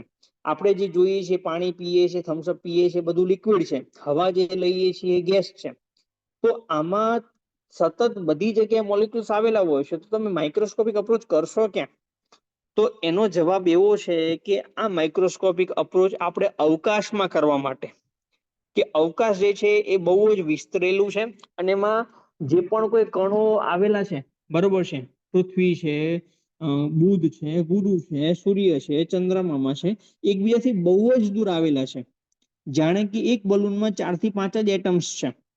તો જ્યારે ઇન્ડિવિજ્યુઅલ અર્થ માટે, ગુરુ માટે, બુધ માટે, ચંદ્ર માટે, સૂર્ય માટે જ્યારે સ્ટડી કરતા હોય, તો એવી સ્ટડીને આપણે શું કહીએ છીએ? માઇક્રોસ્કોપિક સ્ટડી કહીએ છીએ. અને જનરલી ક્યાં વપરાય છે? રેરિફાઈડ ગેસ થિયરી માટે વપરાય છે. મતલબ કે રેર કેસ છે, ગેસ છે એ ઓછો છે, રેર છે. તો રેરિફાઈડ ગેસ થિયરી નામના કન્સેપ્ટમાં માઇક્રોસ્કોપિક અપ્રોચનો ઉપયોગ કરવામાં આવે છે. અને ક્યાં વપરાય છે? સ્પેસ એક્સપ્લોરેશનમાં વપરાય છે. તો નીચે આપણે કોઈ પ્રશ્નમાં વિધાન વાઇઝ એવું પણ પૂછી શકે કે સ્પેસ એક્સપ્લોરેશન એક્ટિવિટી માટે કેવા પ્રકારનો એપ્રોચ જે છે હિતાવહ છે? તો આપણને એવું પૂછે કે માઇક્રોસ્કોપિક, મેક્રોસ્કોપિક અથવા બંને અથવા એક પણ નહીં, તો આપણને એને અહીંથી એ આન્સર ખબર પડી જશે કે સ્પેસમાં બહુ જ ઓછા એટમ્સ હોય છે, એટલે ઇન્ડિવિજ્યુઅલ સ્ટડી કરશું તો કોઈ પ્રોબ્લેમ નહીં આવે, એટલા માટે માઇક્રોસ્કોપિક અપ્રોચનો યુઝ કરી શકીએ છીએ. સમજી ગયા બે વસ્તુ? તો મેક્રોસ્કોપિક અને માઇક્રોસ્કોપિકમાં હવે પછી ક્યારે પ્રોબ્લેમ ન આવવો જોઈએ. અને હવે તો અમે બેઠા છીએ પણ નાની નાની વસ્તુ નહીં, આટલું ડિટેલમાં સમજાય પછી એવું એક પણ વસ્તુ ન હોવી જોઈએ કે જે તમને આમાંથી જ ન સમજાય. બરાબર છે? ચલો, ત્યાર પછી એક બીજો ટોપિક છે થર્મોડાયનેમિક ઇક્વિલિબ્રિયમ, જે આપણે સૌથી પહેલા જ ભણી ગયા છીએ. બરોબર છે?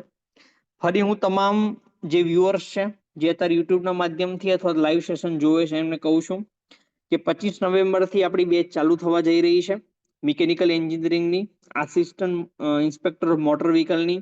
ખૂબ જ સારા ફેકલ્ટી દ્વારા તમામે તમામ સબ્જેક્ટનું ખૂબ જ સરસ રીતે અને રિવિઝન માટે પણ લેક્ચર્સ અવેલેબલ થશે એવી બેચ ચાલુ કરવા જઈ રહી છે. 18 થી 24 તમારા માટે ડેમો લેક્ચર્સ અવેલેબલ રહેશે. ત્યાર પછી તમારે જોડાવા માટે તમારે ફરજિયાત રજીસ્ટ્રેશન કરાવવું પડશે.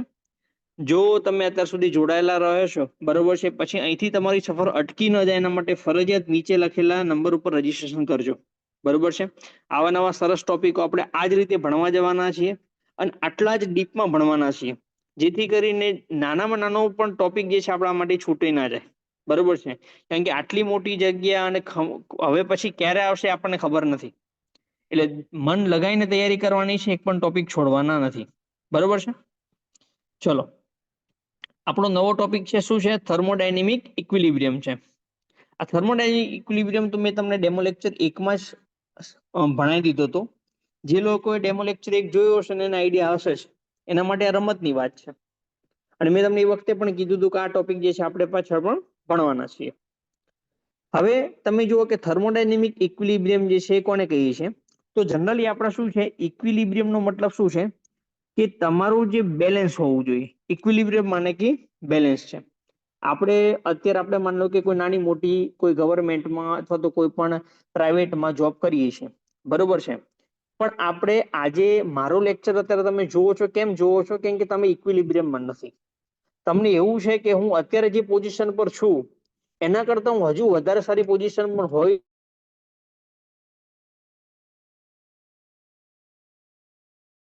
પોતાની અંદર હુનર હોય જ છે, એને બહાર એને જ કાઢવાનું હોય છે.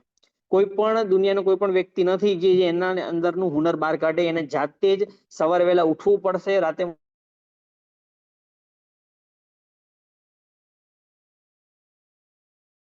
જઈને જ એ પરીક્ષાને પાસ કરી શકશે. પહેલા નંબર વાળો પણ સરખો હોય છે, છેલ્લા નંબર વાળો પણ સરખો હોય છે. બસ એની મહેનત લગન જ એને ત્યાં સુધી પહોંચાડી જાય છે. એટલે જે પણ વ્યક્તિ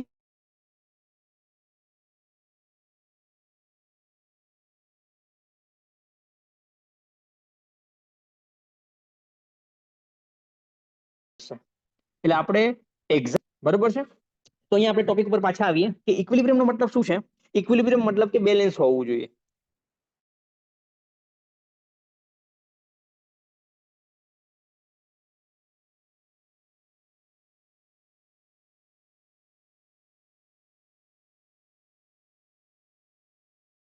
હોવું જોઈએ, બરોબર છે. ઇક્વિલિબ્રિયમ કીધું છે, તો આપણે હવે એનું ડેફિનેશન, એને આપણે ઇક્વિલિબ્રિયમમાં છે એવું કહેવું છે તો ક્યારે કહી શકીશું કે એની પાસે નીચેની ફોલોઇંગ કન્ડિશન સેટિસ્ફાય, આપણે એને થર્મોડાયનેમિકલી ઇક્વિલિબ્રિયમ છે એવું આપણે કહી શકીએ છીએ.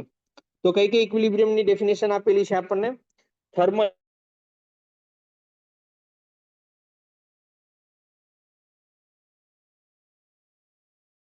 જે પણ કોઈ ટેમ્પરેચર છે એ બધા જ મોલેક્યુલ્સ અને એટમ્સનું ટેમ્પરેચર ઇક્વલ હોવું જોઈએ, તો જ આપણે એને થર્મલ ઇક્વિલિબ્રિયમ છે એવું કહી શકીએ છીએ.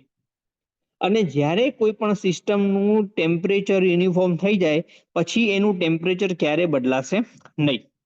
તો હવે ફિગરમાં શું લખ્યું છે કે એક જે છે શું છે, એક હોટ પાર્ટ છે અને એક જે છે કોલ્ડ પાર્ટ છે. ડાબી બાજુ ફિગર જોજો તમે, રેડ કલર થી દર્શાવ્યો છે હોટ પાર્ટ છે અને જે સ્કાય કલર થી જે છે તમારું શું છે, કોલ્ડ પાર્ટ આવેલું છે. હવે કહેવાનો મતલબ એવો છે કે એની અંદર, બરોબર છે, અલગ અલગ એટમ્સ છે. માની લો કે કોઈ એટમ 23 ડિગ્રી સેલ્સિયસ વાળું છે, તો કોઈ 25 ડિગ્રી સેલ્સિયસ વાળું છે, તો કોઈ 39 ડિગ્રી સેલ્સિયસ વાળું છે, તો કોઈ 30 ડિગ્રી વાળું છે, તો કોઈ 32 ડિગ્રી સેલ્સિયસ વાળું છે. પણ જેમ જેમ જેમ જેમ સમય પસાર થશે એમ શું થશે કે એકબીજાની હીટ જે છે એ એકબીજામાં પાસ કરતા જશે. મતલબ કે હાયર ટેમ્પરેચર ઉપરથી હીટ ક્યાં જશે, લોઅર ટેમ્પરેચર જશે. તો હાયર ટેમ્પરેચર વાળો વસ્તુ જે છે એનું ટેમ્પરેચર ઘટતું જશે અને લોઅર ટેમ્પરેચર હશે એનું ટેમ્પરેચર વધતું જવાનું છે. અને ફાઇનલી માની લો કે એ કોઈ 30 ડિગ્રી સેલ્સિયસ ઉપર આવી જાય છે. મતલબ કે આખી સિસ્ટમના તમામે તમામ અણુ, પરમાણુ, મોલેક્યુલ્સ, તમામે તમામ વસ્તુ એક જ સરખા 30 ડિગ્રી સેલ્સિયસ આગળ આવીને ઉભા રહી ગયા છે. હવે પછી એમાં ના તો કોઈ પણ હીટ જે છે એ અંદર એડ થશે અને ના તો કોઈ પણ હીટ જે છે એમાંથી બહાર નીકળશે, બરોબર છે. મતલબ કે એનું ટેમ્પરેચરમાં કોઈ પણ પ્રકારનો ફરક પડવાનો નથી. એટલે એ કહેવા શું માંગે છે કે તમારી સિસ્ટમ એ ટેમ્પરેચર માટે ઇક્વાલિટી બની ગઈ છે. કોની સાથે? વિથ રિસ્પેક્ટ ટુ સરાઉન્ડિંગ, બરોબર છે. આજે માનો કે કોઈ બ્લોક જે છે બહાર મૂકી દો, તો એ બ્લોક ગરમ હશે તો શું થશે કે વાતાવરણની હવાના કારણે ધીમે ધીમે ઠંડો થતો જશે. પછી એક એવું ટેમ્પરેચર આવશે 30 ડિગ્રી, પછી એ પોતાનામાંની હવા જે છે એ ના તો એટમોસ્ફિયરમાં મોકલશે, ના તો એટમોસ્ફિયરમાંથી ઠંડી હવા જે છે એ પાછી આવશે, બરોબર છે. તો એ શું થઈ ગયું કે સરાઉન્ડિંગ સાથે ઇક્વિલિબ્રિયમ એને સાધી કાઢ્યું છે. કોની સાથે? સરાઉન્ડિંગ સાથે એને ઇક્વિલિબ્રિયમ સાધી કાઢ્યું છે. તો એવા સિસ્ટમને થર્મલી ઇક્વિલિબ્રિયમમાં છે એવું આપણે કહી શકીએ. પણ હજી વસ્તુ શું છે, થર્મોડાયનેમિકની વાત કરી છે. શેની વાત કરી છે? થર્મોડાયનેમિક સિસ્ટમની વાત કરી છે, થર્મલની નથી વાત કરતા. થર્મલ ઇક્વિલિબ્રિયમ ત્યારે કહીશું જ્યારે ટેમ્પરેચર ઇક્વલ છે. હવે બીજા સ્ટેટમેન્ટ ઉપર આવો. બીજું શું કીધું છે? મિકેનિકલ ઇક્વિલિબ્રિયમ છે. તો એવું કે છે મિકેનિકલ ઇક્વિલિબ્રિયમ કે સિસ્ટમની અંદર કોઈ પણ પ્રકારનો અનબેલેન્સ ફોર્સ ન હોવો જોઈએ, જેથી કરીને સિસ્ટમ જે છે એ સરાઉન્ડિંગ સાથે એક બેલેન્સ બનાવી રાખે. શું કીધું છે કે there is a no unbalanced force present within the system or between the system and surrounding is called as a mechanical equilibrium. એને મિકેનિકલ ઇક્વિલિબ્રિયમ કહેવામાં આવે છે. કહેવાનો મતલબ અહીંયા શેની ચર્ચા કરે છે? અહીંયા ચર્ચા કરે છે ફોર્સની ચર્ચા કરે છે. હવે અહીંયા આપણે ફિગરમાં શું દર્શાવ્યું છે કે એક જે છે એ ગ્રીન કલરથી એક બ્લોક ડ્રો કર્યો છે અને નીચે જે છે રેડ કલર જે છે, જે કેસરી કલર જે તમારું ટેબલ છે. હવે બ્લોક જે છે ટેબલ ઉપર બેઠેલું છે, એનો મતલબ શું થયો કે બ્લોક દ્વારા નીચે જે વેટ આપતું હોય એટલો ને એટલો ફોર્સ જે છે એ ટેબલ જે છે તમારે ઉપર દિશામાં લગાડતો હશે. અને જ્યારે નીચે લાગતું વેટ અને ઉપર લાગતો ફોર્સ ઇક્વલ થઈ જશે એટલે તમારો બ્લોક જે છે એ નીચે પડતો અટકી જશે. એવી જ વસ્તુ આપણે એવું કહી શકીએ કે કોઈ એક સિસ્ટમ છે, તો એની અંદર અમુક એટમ જે છે 4 બાર પ્રેશર ધરાવતું છે, અમુક 6 બાર પ્રેશર ધરાવતું, અમુક 7 બાર ધરાવતું છે, અમુક 1 બાર ધરાવે છે, અમુક 2 બાર ધરાવે છે, બરોબર છે. તો જેમ જેમ સમય પસાર થતો જશે, બરોબર છે, તો એ જ રીતે બધાનું જે છે પ્રેશર ઇક્વલ થઈ જશે. કેટલું થઈ જશે? 4 બાર 4 બાર 4 બાર 4 બાર 4 બાર. હવે એમાં કોઈ પણ પ્રકારનું મિકેનિકલ ફોર્સ એકબીજા ઉપર લગાડતા હશે નહીં. તો જ્યારે બધી જગ્યાએ ફોર્સ અથવા તો પ્રેશર અથવા તો જે પણ કોઈ મોમેન્ટ એ ઇક્વલ થઈ જાય થ્રુઆઉટ ધ સિસ્ટમ, તો તો એવા કન્ડિશનને આપણે મિકેનિકલી ઇક્વિલિબ્રિયમમાં સિસ્ટમ છે એવું આપણે કહી શકીએ છીએ. ટેમ્પરેચર હશે તો થર્મલ ઇક્વિલિબ્રિયમ, અને ફોર્સ અથવા તો મોમેન્ટ અથવા તો કોઈ પણ પ્રેશર એ ઇક્વલ હશે તો એને આપણે શું કહીએ છીએ? મિકેનિકલી ઇક્વિલિબ્રિયમ કહીએ છીએ. હવે થર્ડ ઇક્વિલિબ્રિયમ ઉપર આવી જઈએ. એમાં શું કીધું છે કે કોઈ પણ સિસ્ટમની અંદર કેમિકલ કમ્પોઝિશન જે છે, ઓકે, એ ચેન્જ ન થાય. શું લખ્યું છે? Does not change. Does not change. બરોબર છે. શેની સાથે? સમયની સાથે. સમયની સાથે એમાં કોઈ પણ પ્રકારનો ફેરફાર ન આવે, અથવા તો એની અંદર કોઈ પણ કેમિકલ રિએક્શન ન જોવા મળે. શું લખ્યું છે? એની અંદર કોઈ પણ પ્રકારનું કેમિકલ રિએક્શન જોવા ન મળે, તો એવા કન્ડિશન માટે સિસ્ટમ જે છે એ શું છે? થર્મલી ઇક્વિલિબ્રિયમમાં છે એવું આપણે કહી શકીએ છીએ. શું કીધું છે? ના તો કોઈ પણ કેમિકલ કમ્પોઝિશનમાં ચેન્જ થવો જોઈએ, અથવા સમય જતા એની અંદર કોઈ પણ પ્રકારનું કેમિકલ રિએક્શન ન થાય, તો એવા સિસ્ટમ આપણે શું કીધું છે? કેમિકલી ઇક્વિલિબ્રિયમમાં છે એવું કહી શકીએ છીએ. હવે મારો કહેવાનો મતલબ એવો છે કે માની લો કે એક બીકરમાં તમે સૌથી પહેલા શું હતું કે ભાઈ કાર્બન હતું. શું હતું? કાર્બનનો એટમ્સ આવેલા હતા. પહેલાથી શું હતું? એની અંદર કાર્બનનો એટમ ભરેલા હતા. ઓકે, કાર્બન એટમ ભર્યા હતા. હવે તમે શું કર્યું છે કે તમે એની અંદર શું કરી દીધું છે? ઓક્સિજન ગેસ ભરી દીધો છે. શું છે? ઓક્સિજન ગેસ જે છે શું કર્યું છે? ફિલઅપ કર્યો છે. ઓકે, હવે શું થશે કે આ કાર્બન અને ઓક્સિજન ભેગો થઈ અને શું બનાવશે? સમય જતા એ શું બનશે? કાર્બન ડાયોક્સાઇડ બનાવી દેશે. એવું આપણે માની લઈએ છીએ. સમય જતા એ શું બનાવે છે? કાર્બન ડાયોક્સાઇડ બનાવે છે. તો જ્યારે એ નંબરની જે ફિગર હતી, ઓકે, એમાં શું થતું હતું? સમય જતા એની અંદર કેમિકલ રિએક્શન બનવાના હતા, અથવા સમય જતા એની અંદર કેમિકલ કમ્પોઝિશનમાં ચેન્જ થવાનો હતો. પરંતુ જ્યારે બધી જગ્યાએ સમગ્ર કાર્બન ડાયોક્સાઇડ બની જાય છે, પછી બી નંબરના ફિગરથી આગળ જતા સમય જતા કોઈ પણ પ્રકારનો ફેરફાર નથી થતો. ઓકે, તો એવી કન્ડિશન માટે ના તો કોઈ કેમિકલ કમ્પોઝિશનમાં ચેન્જ થાય છે, ના તો કોઈ કેમિકલ રિએક્શન એસ્ટાબ્લિશ થશે. તો આ કન્ડિશન એટલે કે ફિગર નંબર બી અથવા ટેબલ નંબર બી અથવા તો ચોરસ નંબર બી, એની જે કન્ડિશન છે અથવા એ સિસ્ટમ છે એ કેમિકલી ઇક્વિલિબ્રિયમમાં છે એવું આપણે બિંદાસ કહી શકીએ છીએ. સમજી ગયા? ચલો, હવે ચોથા નંબરનું જે ઇક્વિલિબ્રિયમ છે, ચોથા નંબરનું એ શું છે? ફેઝ ઇક્વિલિબ્રિયમ છે. આ ખાસ રીતે તમારે સમજવાનું છે, કારણ કે આપણે આ જે થર્મોડાયનેમિક્સમાં પણ આનો યુઝ થવાનો છે, અને સાથે સાથે આપણે આરએસીમાં પણ આનો ખાસ યુઝ થવાનો છે. બરોબર છે? હવે શું કહે છે કે એક આપણી પાસે ચોરસ છે. શું છે? આપણી પાસે એક ચોરસ આપેલું છે. હવે ચોરસની અંદર આપણે શું ભરેલું છે? લિક્વિડ ભર્યું છે. શું ભર્યું છે? લિક્વિડ. માની લો કે આપણે વોટર ભરેલું છે. બરાબર. હવે શું કરીએ છીએ આપણે? કે સમવ એને શું કર્યું છે? હીટિંગ આપીએ છીએ. સમવ શું આપીએ છીએ? હીટિંગ આપીએ છીએ. તો જેને કારણે શું થશે કે પાણી જે છે એની શું બને છે? પાણી જે એની શું બને છે? વરાળ બને છે. શું બને છે? વરાળ બને છે. હવે કન્ડિશન એવી છે શરૂઆતના કેસમાં કે પાણી જે છે એનું વોલ્યુમ 4 મીટર ક્યુબ છે, જ્યારે વરાળ જે બની છે એનું જે છે વોલ્યુમ 2 મીટર ક્યુબ છે. બરોબર છે? પણ હજુ આપણે શું કરીએ છીએ? હીટ આપતા રહીએ છીએ.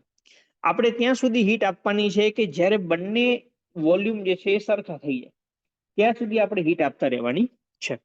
તો અલ્ટિમેટલી શું થાય કે 3 મીટર ક્યુબ જે છે વરાળ બની જાય, 3 મીટર ક્યુબ પાણી રહે, પછી આપણે હીટ આપતા બંધ થઈ જવાના છે. એટલે અહીંયા જે હીટ આપણે આપવાના છીએ, અહીંયા જે હીટ આપણે આપવાના છીએ એ આપણે બંધ કરી દેવાની છે. બરાબર છે? બંધ થઈ ગઈ. ચલો, તો હવે શું થઈ ગયું છે કે હવે અંદર પ્રોસેસ તો થવાની જ, કે પાણી જે હશે, ઓકે, પાણી જે છે એ શું બનવાનું છે? વરાળ બનવાનું છે. તો સેમ ટુ સેમ ટાઈમે એ વરાળમાંથી પણ શું બની જશે? પાણી રિટર્ન બની જવાનું છે. બરોબર છે? તો એવી કન્ડિશન જ્યારે એસ્ટાબ્લિશ થાય, ઓકે, એવી કન્ડિશન જ્યારે એસ્ટાબ્લિશ થાય કે 3 મીટર ક્યુબ પાણી હોય અને એ જે છે 3 મીટર ક્યુબ વરાળ હોય, તો એકબીજામાં સતત જે છે પોતાનું વોલ્યુમ જે છે જાળવી રાખે, એવી પ્રોસેસ થાય. મીન્સ કે ફેઝ જે છે જાળવી રાખતો હોય. તો કહેવાનો મતલબ શું કીધું છે અહીંયા? કે દરેક ફેઝ જે છે એ રિમેન્સ કોન્સ્ટન્ટ હોય. બરોબર છે? એ ફેઝ રિમેન્સ કોન્સ્ટન્ટ રહેતો હોય, તો એવા પ્રકારના ઇક્વિલિબ્રિયમને આપણે ફેઝ ઇક્વિલિબ્રિયમ તરીકે ઓળખીએ છીએ. કે ઉપરનો ભાગ જે છે આપણું શું કીધું છે એ ગેસિયસ ફેઝમાં રહે અને નીચેનું જે લિક્વિડ જે છે આપણા માટે લિક્વિડના ફોર્મમાં રહે, નીચેનો ભાગ ઓકે આ કન્ટિન્યુઅસ જળવાય રહે, બરોબર છે. તો એને આપણે શું કહીએ છીએ ફેઝ ઇક્વિલિબ્રિયમમાં છે એવું આપણે કહી શકીએ છીએ, બરોબર છે. તો હવે આપણે અલ્ટિમેટલી શું કન્ક્લુઝન ઉપર આવ્યા છીએ કે કોઈ પણ સિસ્ટમનું ટેમ્પરેચર સરખું હોય 25 degree 25 degree 25 degree 25 degree 25 degree મતલબ કે થર્મલ ઇક્વિલિબ્રિયમમાં હોય. પછી એની અંદરનું પ્રેશર અથવા ફોર્સ અથવા મોમેન્ટ સરખો હોય 1 બાર 1 બાર 1 બાર મતલબ કે મિકેનિકલ ઇક્વિલિબ્રિયમમાં હોય. પછી માની લો કે એની અંદર સમય જતા કોઈ પણ પ્રકારનું કેમિકલ રિએક્શન અથવા તો કેમિકલ કમ્પોઝિશનમાં ચેન્જ નથી આવતો, મતલબ કે સમગ્ર જગ્યાએ H2 ના જ મોલેક્યુલ્સ છે, તો એવા ઇક્વિલિબ્રિયમને આપણે કેમિકલ ઇક્વિલિબ્રિયમ કહીશું.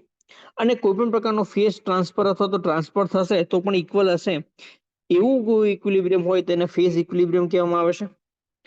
તો જ્યારે આ ચારે ચાર કન્ડિશન સેટિસ્ફાય થતી હોય એવી જો કોઈ સિસ્ટમ હોય તો એવી સિસ્ટમને આપણે થર્મોડાયનેમિકલી ઇક્વિલિબ્રિયમમાં છે એવું કહી શકીએ, બરોબર. કોઈ પણ સિસ્ટમ થર્મોડાયનેમિકલી ઇક્વિલિબ્રિયમ ક્યારે કહેવાશે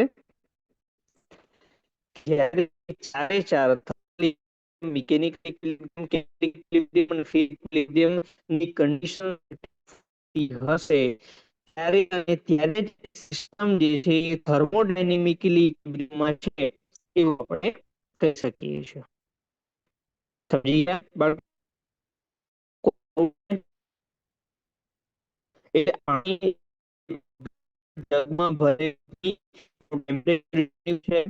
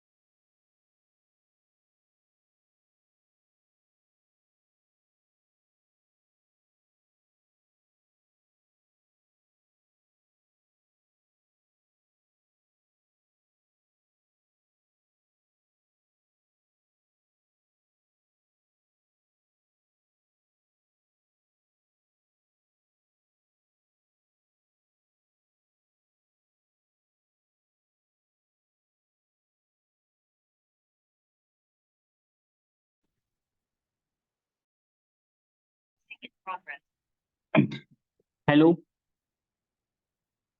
અવાજ આવે છે ને? ઇન્ટરનેટ કનેક્ટિવિટીના કારણે સિસ્ટમ બંધ થઈ ગઈ છે.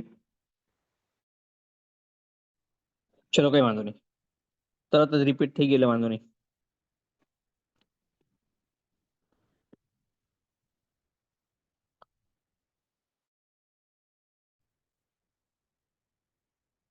ઓકે,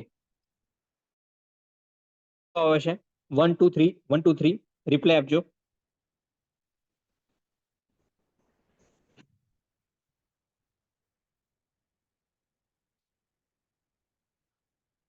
ચલો, તો આપણે કઈ જગ્યાએ હતા? ઇક્વિલિબ્રિયમ પર હતા. મેં છેલ્લે એ વાત કરી હતી અહીંયા કે કોઈ પણ સિસ્ટમ જે છે એકવાર ફરી આપણે ટેલી કરી લઈએ. A B C 1 2 3 ચલો ઓકે છે. તો આપણે એ વાત કરી હતી કે કોઈ પણ સિસ્ટમ જે છે એમાં જો થર્મલ ઇક્વિલિબ્રિયમ હોય, મિકેનિકલ ઇક્વિલિબ્રિયમ હોય, કેમિકલ ઇક્વિલિબ્રિયમ હોય અને સાથે સાથે ફેઝ ઇક્વિલિબ્રિયમ હોય તો આ ચારે ચાર ઇક્વિલિબ્રિયમ એસ્ટાબ્લિશ થતા હોય તો એવી સિસ્ટમ આપણા માટે કેવી સિસ્ટમ બનવાની છે? થર્મોડાયનેમિકલી ઇક્વિલિબ્રિયમ સિસ્ટમ બનવાની છે, બરોબર છે. ચલો હવે આપણે બીજી એક નવી જગ્યાએ આવ્યા છે, નવા ટોપિક ઉપર આવ્યા છે. આ બધા ટોપિક જે છે આમ ઇન્ડિવિજ્યુઅલ જ છે પણ એક સમજ્યા પછી બીજું આપણે ઇઝીલી સમજી શકીએ છીએ. સૌથી પહેલા આપણે સિસ્ટમ ભણ્યા હતા, સરાઉન્ડિંગ ભણ્યા હતા અને બાઉન્ડ્રી ભણ્યા હતા. ત્યાર પછી સિસ્ટમના 3 પ્રકાર ભણ્યા હતા, ક્લોઝ, ઓપન અને આઇસોલેટેડ. અને એ જ સિસ્ટમ માટે આપણે શું ભણ્યા હતા? પ્રોપર્ટી ભણ્યા હતા. કઈ કઈ? ઇન્ટેન્સિવ અને એક્સટેન્સિવ, બરોબર છે. હવે અત્યારે આપણે શું ભણવાના છીએ? એ જે સિસ્ટમની આપણે જે ચર્ચા કરતા હતા એ સિસ્ટમ માટે સ્ટેટ શું છે અને કઈ કઈ પ્રોસેસમાંથી પસાર થાય છે આપણે સમજવાનું છે. પણ સિસ્ટમ જે છે એની પાસે કેટલા પ્રકારની સ્ટેટ હોય છે, તો કઈ કઈ વસ્તુને આપણે એને સ્ટેટ કહીએ છીએ અને કઈ કઈ પ્રોસેસમાંથી પસાર થાય છે આપણે સમજવાનું છે. હવે આપણે ટેકનિકલ વસ્તુ પર આગળ વધતા પહેલા આપણે આપણી જીવનની વસ્તુ પર પહેલા રિલેટ કરશું ને તો આપણે છે ને ટેકનિકલિટી વસ્તુ વધારે સરળ રીતે સમજાઈ જશે. હવે મેં એક આપણા માણસની બોડી દોરી છે, એને હું શું ધારું છું? એક સિસ્ટમ ધારું છું. શું ધારું છું? સિસ્ટમ ધારું છું. એક્સક્યુઝ મી હવે સર, હા બોલો ને. અવાજ સર આવે છે? સ્ક્રીન શેર નથી કરી આપે સર? અવાજ આવે છે, એક સ્ક્રીન શાયદ નથી શેર કરી આપે. ઓકે, એક જ મિનિટ.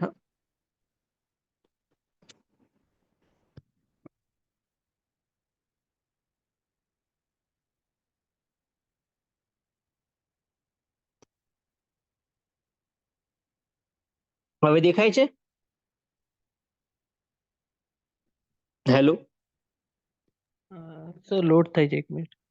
હા, આવી ગઈ સર. ઓકે ઓકે, ચલો.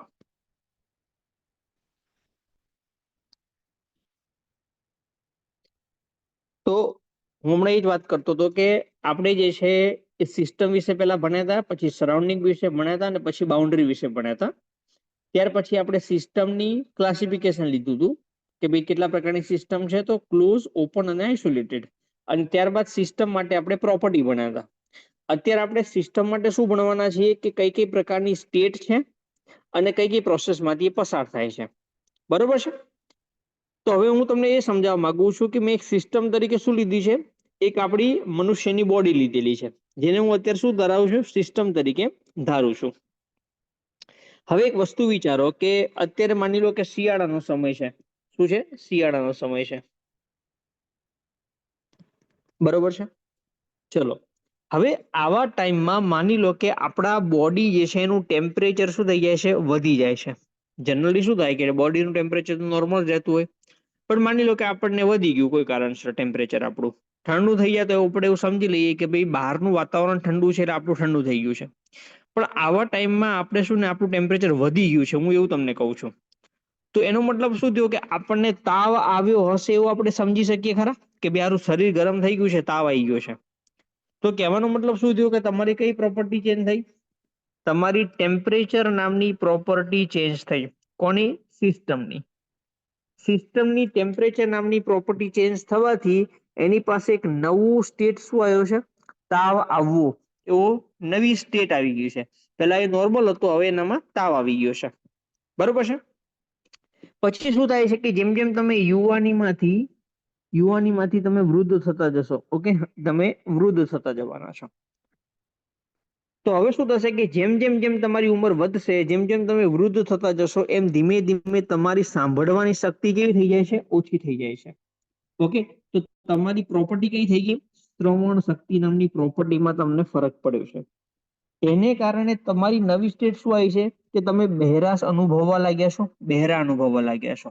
બરોબર છે? એનો મતલબ શું થયો કે તમારી પ્રોપર્ટી ચેન્જ થવાના કારણે તમે નવી સ્ટેટમાં આવી ગયા છો. એવી જ રીતે જેમ જેમ વૃદ્ધ થતા જશો એમ તમારી જોવાની સ્થિતિ પણ અથવા તો શું છે દ્રષ્ટિ જે છે એ ઓછી થતી જવાની છે.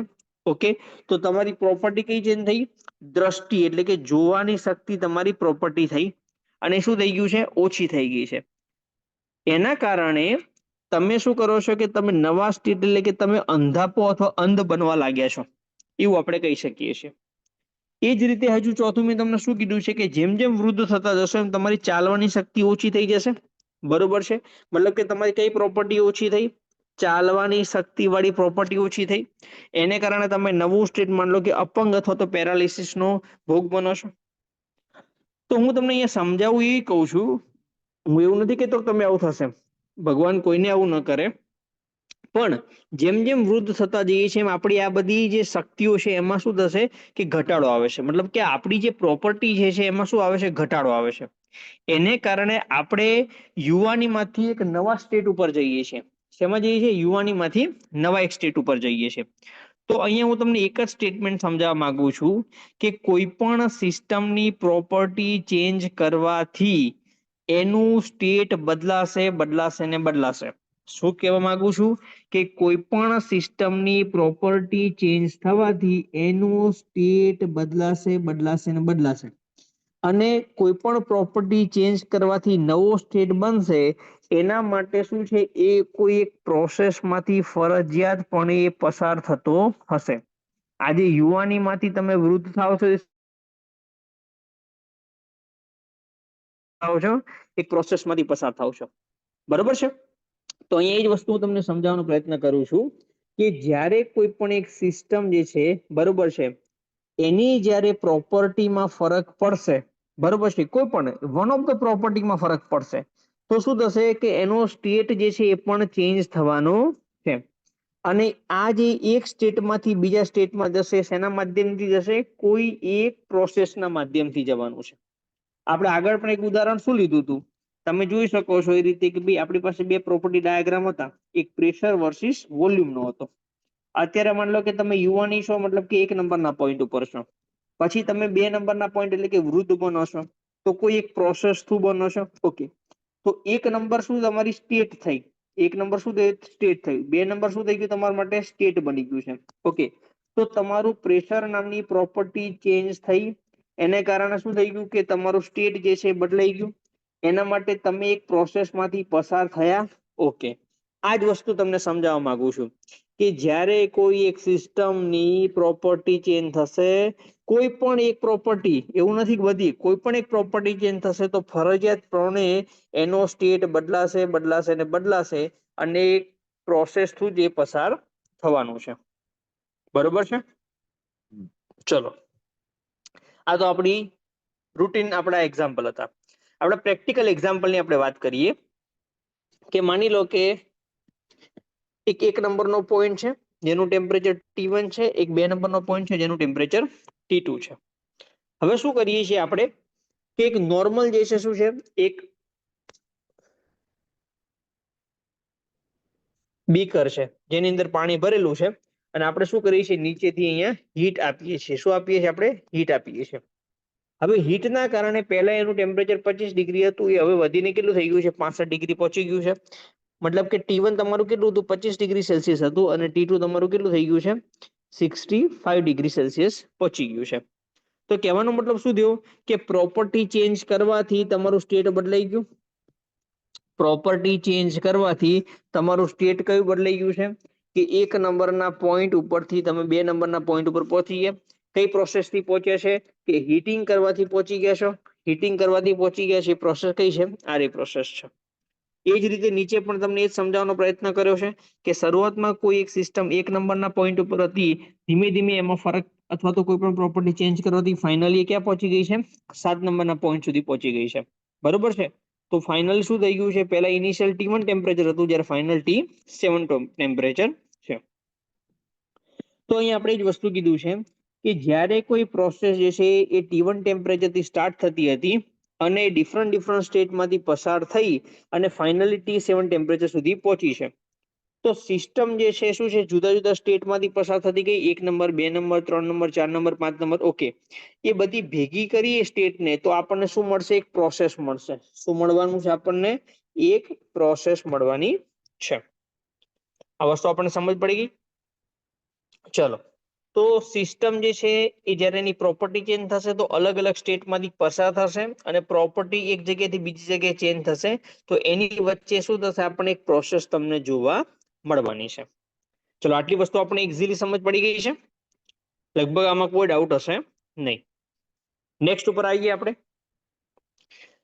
હવે આપણે 4 પ્રોસેસ ભણવાના છીએ અને બહુ જ મસ્ત છે, અને આના ઉપરથી ફરજિયાત પ્રશ્ન પૂછાય છે અને પૂછાય જ છે. આ ટોપિક પતાવીને પછી આપણે આજનો લેક્ચર ક્લોઝ કરીશું. બહુ જ મસ્તનો ટોપિક છે અને મને સૌથી ગમતો ટોપિક છે, અને ઘણા બધા શિક્ષકો અથવા વિદ્યાર્થીઓ અથવા તો કોઈ પણ જાણકાર છે એ ક્યાંક ને ક્યાંક આને સમજવામાં ભૂલ અથવા થાપ ખાઈ જ જાય છે. બરોબર છે? અને હું એકદમ દેશી રીતે સમજાવવાનો પ્રયત્ન કરીશ તમને. કેટલા પ્રકારની આપણે સૌથી પહેલા સિસ્ટમ ઉપર આવ્યા હતા, સિસ્ટમ વિશે બધું ભણી ગયા. પછી આપણને શું ખબર પડી કે સિસ્ટમની સ્ટેટ બદલાય એટલે પ્રોસેસ આવે. તો હવે આપણે પ્રોસેસ ઉપર ભણવા માંડ્યા. જોજો, સ્ટેપ બાય સ્ટેપ જ આપણે જઈએ છીએ. ડાયરેક્ટ મેં તમને પ્રોસેસ નથી ભણાવી. મેં પહેલા તમને સિસ્ટમ ભણાવી, સિસ્ટમનો સ્ટેટ ચેન્જ કરાયો. કોના માધ્યમથી? પ્રોપર્ટી ચેન્જ કરાવવાના માધ્યમથી. સિસ્ટમનો સ્ટેટ ચેન્જ થયો એટલે મેં તમને કીધું કે જે જગ્યાએથી ચેન્જ થશે ત્યાંથી પ્રોસેસ સ્ટાર્ટ થશે. બરોબર છે. હવે હું તમને પ્રોસેસ ઉપર લઈને આવ્યો છું. જોજો તમે કેટલું બારીકીથી હું આખું ટોપિક લઉં છું. બાકી હું આ વસ્તુ તમને પહેલા ભણાવી દેતો તોય તમને ખબર ન પડતી. એટલે આવું જ સરસ કન્ટેન્ટ થ્રુઆઉટ બેચમાં આપણને મળવાનું છે. તો તાત્કાલિક રજીસ્ટ્રેશન કરી દો. તમને ગમે તો જ ફી ભરવાની છે, પણ રજીસ્ટ્રેશન કરશો તો જ તમને આગળના લેક્ચર અથવા આગળના વિડીયો જોવા મળશે. એટલે જેટલું જલ્દી બને એટલું રજીસ્ટ્રેશન કરી દો, જેથી કરીને તમારા તૈયારીમાં ક્યાંય રૂકાવટ ના આવે. બરોબર છે. ચલો, હવે બે પ્રકારની પ્રોસેસ ભણવાના છીએ અત્યારે, અને એના પછી બીજી બે પ્રકારની પ્રોસેસ ભણવાના છીએ. શું નામ છે? ક્વોસી સ્ટેટિક. હવે કોઈ પણ વસ્તુ જે ઇંગ્લિશમાં શબ્દ આવે છે ને એને આપણે જો ગુજરાતી કરી દઈએ ને તો આપણી માતૃભાષામાં આપણે બહુ સરળતાથી એનો મિનિંગ સમજી શકીએ છીએ. બરોબર છે. હવે જે ક્વોસી શબ્દ છે ને, ક્વોસી,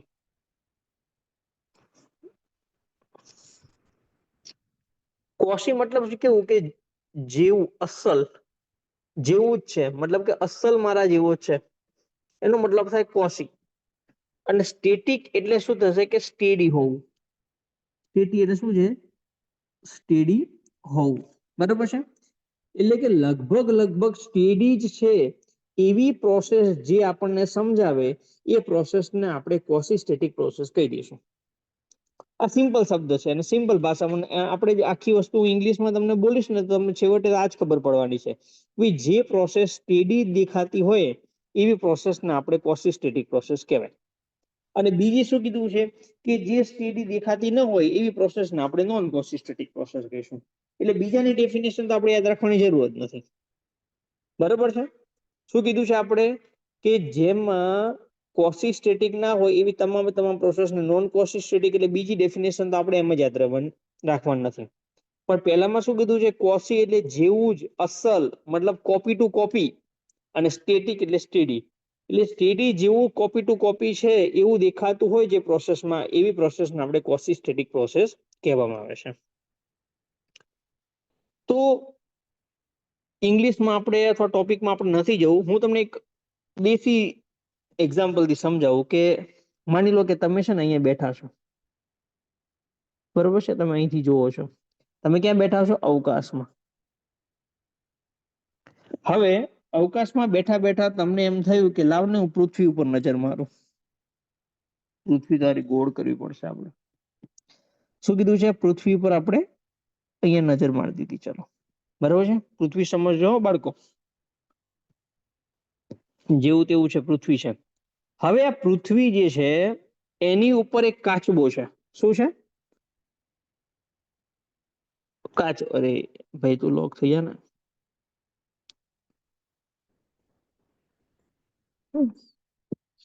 ચલો, શું છે? પૃથ્વી ઉપર એક,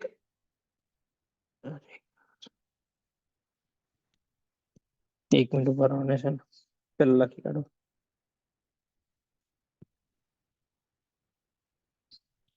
ચલો, બરોબર છે. તો પૃથ્વી ઉપર એક શું છે? કાચબો આવેલો છે.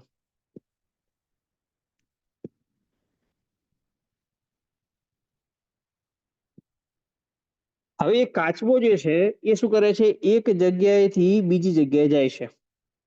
પણ આપણે ક્યાંથી જોઈએ છે? આપણે દૂર અવકાશમાંથી જોઈએ છે. હવે કાચબાને આ જે ડિસ્ટન્સ ટ્રાવેલ કરતા માની લો કે કેટલા કલાક થયા? 36 કલાક થયા. કેટલા કલાક થયા છે? 36 કલાક થયા છે.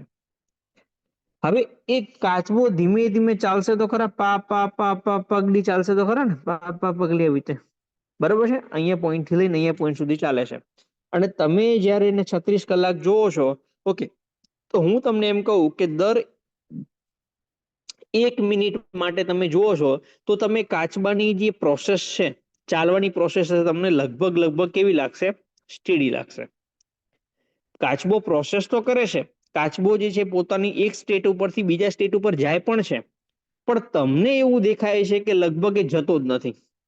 સાચી વાત કે ખોટી વાત? તો જ્યારે તમે દૂરથી અથવા તો એવી અપ્રોચથી જોવો છો કે તમે જે પ્રોસેસને જોવો છો એ તમને લગભગ સ્ટેડી જ દેખાતી હોય, એવી પ્રોસેસને તમારા અપ્રોચના અનુસંધાનમાં કેવી પ્રોસેસ તરીકે ઓળખીશું આપણે? ક્વાસીસ્ટેટિક પ્રોસેસ તરીકે ઓળખીશું. કે અવકાશમાં બેઠા બેઠા કાચબાની ગતિ તમને લગભગ સ્ટેડી જ લાગે છે, કાચબો ફરતો જ નથી, પણ જો આપણે પૃથ્વી પર આવીને કાચબાની બાજુમાં ઊભા રહીશું તો આપણને ગતિ દેખાશે, પણ અવકાશમાંથી નથી દેખાતી અથવા અવકાશમાં લગભગ સ્ટેડી જ લાગે છે. તો એવી પ્રોસેસને અવકાશમાંથી આપણા અપ્રોચ પ્રમાણે ક્વાસીસ્ટેટિક પ્રોસેસ કાચબો કરી રહ્યો છે એવું આપણે કહી શકીએ છીએ. ક્વાસીસ્ટેટિકનું બીજું એક મિનિંગ આપણે એવું સમજીએ કે આપણે નથી કહેતા કે મારા માસી છે. શું છે? માસી, કે માં જેવા જ. ઓકે, માસી.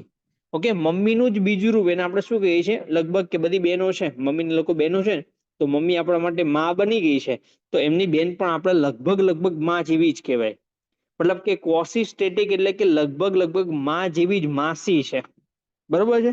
આપણે એવું પણ આપણે સમજી શકીએ છીએ. તો તમને ખબર તો પડી ગઈ હશે કે ક્વાસીસ્ટેટિકને હું તમને શું કહેવા માંગુ છું.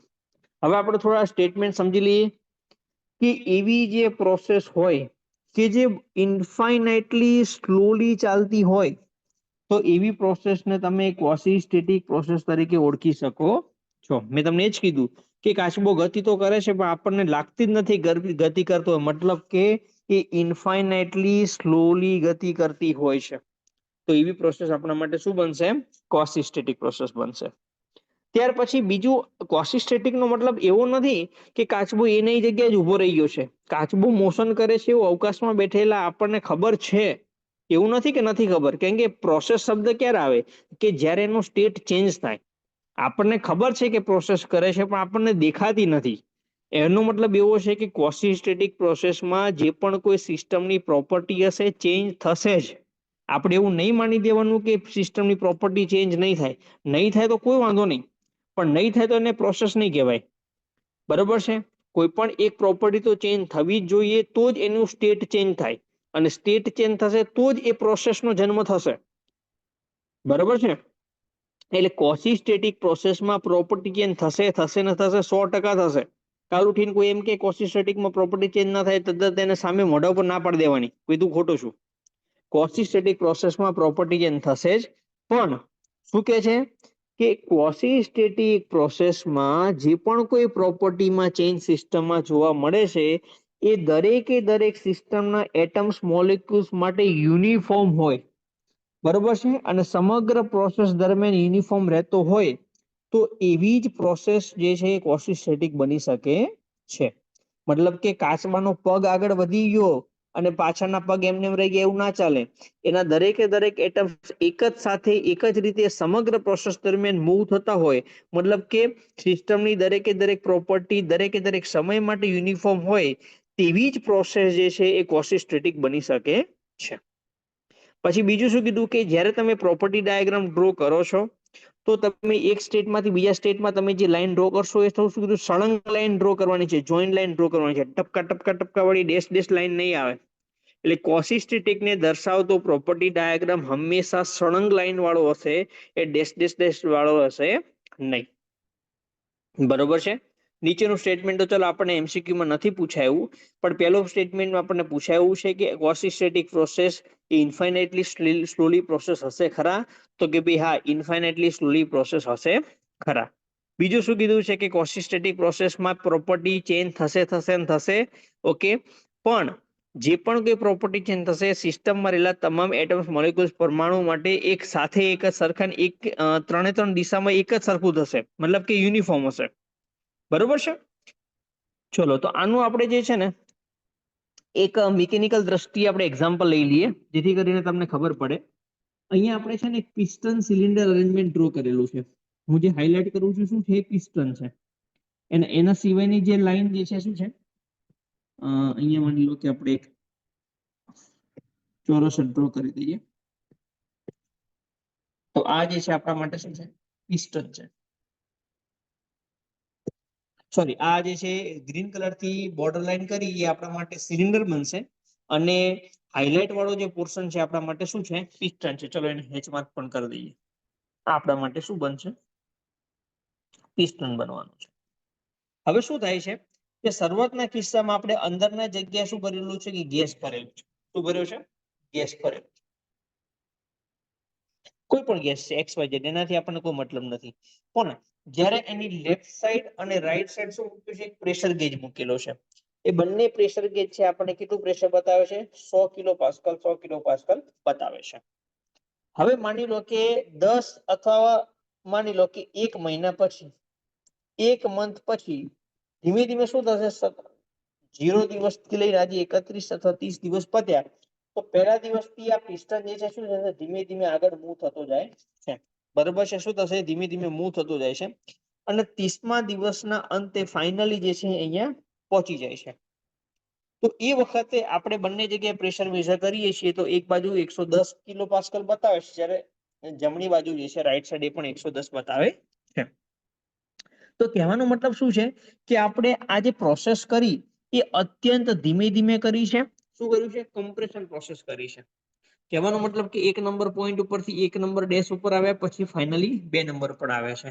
મતલબ અત્યંત ધીમે રીતે આપણે જે છે ને પિસ્ટનને ધીમે ધીમે આગળ વધારતા ગયા એમ એમ ગેસ જે છે કમ્પ્રેસ થતો ગયો છે. કમ્પ્રેસ કઈ બાજુ થાય છે? આ બાજુ જે છે કમ્પ્રેસ થશે જેમ પિસ્ટન આગળ વધશે. બરોબર છે? કેમ? કારણ કે વોલ્યુમ ઘટશે અને પ્રેશર વધવાનું છે. પ્રેશર વધે એટલે શું કહેવાય? કમ્પ્રેસ થયું કહેવાય. ઓકે, તો ફાઇનલી હું તમને અહીંથી એ કન્ક્લુઝન આપું છું કે જેમ જેમ પિસ્ટન ધીમે ધીમે ધીમે લેફ્ટ સાઈડ થી રાઈટ સાઈડ જતો ગયો છે, બરોબર છે, આમ તો આ જે પોર્શન જે છે એને આપણે રાઈટ સાઈડ કહી શકીએ છીએ અને આ પોર્શન જે છે એને આપણે લેફ્ટ સાઈડ કહી શકીએ છીએ. તો જેમ જેમ પિસ્ટન આપણે રાઈટ સાઈડ થી લેફ્ટ સાઈડ બાજુ જતો રહેશે એમને એમ શું થશે? આપણને કમ્પ્રેશન જોવા મળશે, પણ અત્યંત ધીમે ધીમે કમ્પ્રેશન કરે છે એટલે આપણને એ પ્રોસેસ લગભગ સ્ટેડી જ છે એવું આપણે સમજી શકીએ છીએ. હજુ માન લો કે 60 દિવસ પછી જોવા જઈએ તો આપણને શું જોવા મળશે? 120 કિલો પાસ્કલ જોવા મળશે. અહીંયા પણ 120 કિલો પાસ્કલ જોવા મળશે. અને અંદરના તમામે તમામ એટમ જે છે એ પણ એટલા જ પ્રેશર ધરાવતા હશે.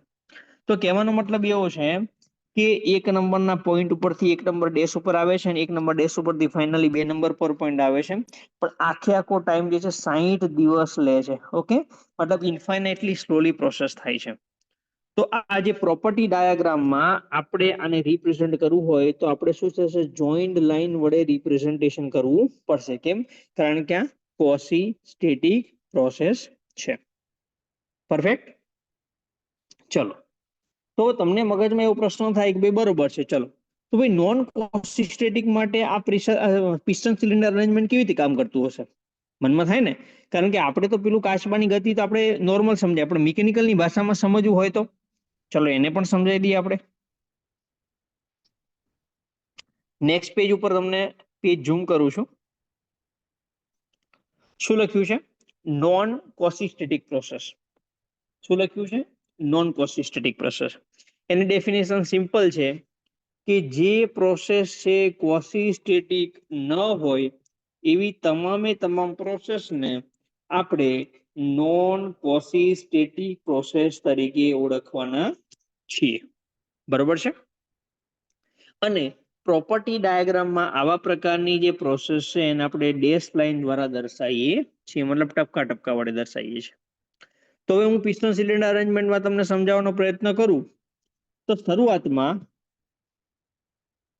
જેમ કે આપણે જાણીએ છીએ કે આપણું જે છે શું કીધું છે? આ સિલિન્ડર છે. ઓકે, આ શું છે આપણા માટે? હાઇલાઇટ કરવું છે. શું છે આપણા માટે? પિસ્ટન છે. એને આપણે હેચ માર્ક કરી દઈએ.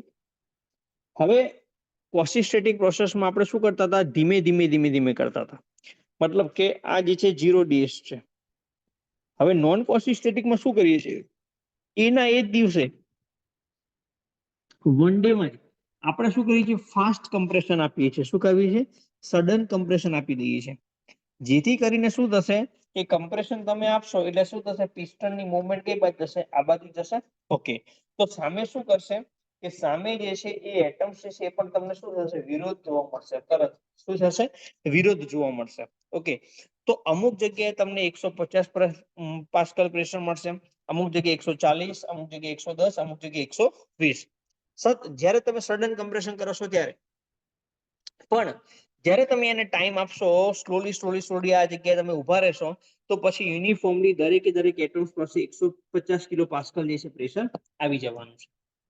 તો જ્યારે તમે સડન કમ્પ્રેશન કરો છો તો ત્યારે અલગ અલગ પ્રેશર મળે છે, પણ એના પોઝિશન ઉપર તમે થોડું રેસ્ટ રહેવા દેશો, થોડો ટાઈમ જવા દેશો, તો યુનિફોર્મ તમને પ્રેશર જોવા મળવાનું છે. તો જ્યારે સડન કોઈ પણ કાર્ય કરશો તો એવી પ્રોસેસને તમે શું કહેવાના છો? નોન ક્વોસિસ્ટેટિક પ્રોસેસ કહેવાના છો. હવે આપણા રોજિંદા જીવનમાં આવા જ પ્રકારની પ્રોસેસો થતી હોય છે. ક્વોસિસ્ટેટિક નામની પ્રોસેસ કરવા જઈએ તો આપણે 2021 અથવા 24 ની જગ્યાએ 1900, 1800, 1500, 1424 માં પહોંચી જશું. કેમ કે આપણે આગળ વધવાનું છે, પાછળ નહીં વધવાનું. એટલે આપણે ક્વોસિસ્ટેટિક પ્રોસેસની નથી જરૂર. આપણે કેવી જરૂર છે? નોન ક્વોસિસ્ટેટિક પ્રોસેસ આપણા જીવનમાં થાય છે બધે બધી. પણ ફાયદો શેમાં છે? એફિશિયન્ટ કોનામાં છે? ક્વોસિસ્ટેટિકમાં છે. બરોબર છે? ચલો, ઓકે, અહીંયા એક બીજું સ્ટેટમેન્ટ હતું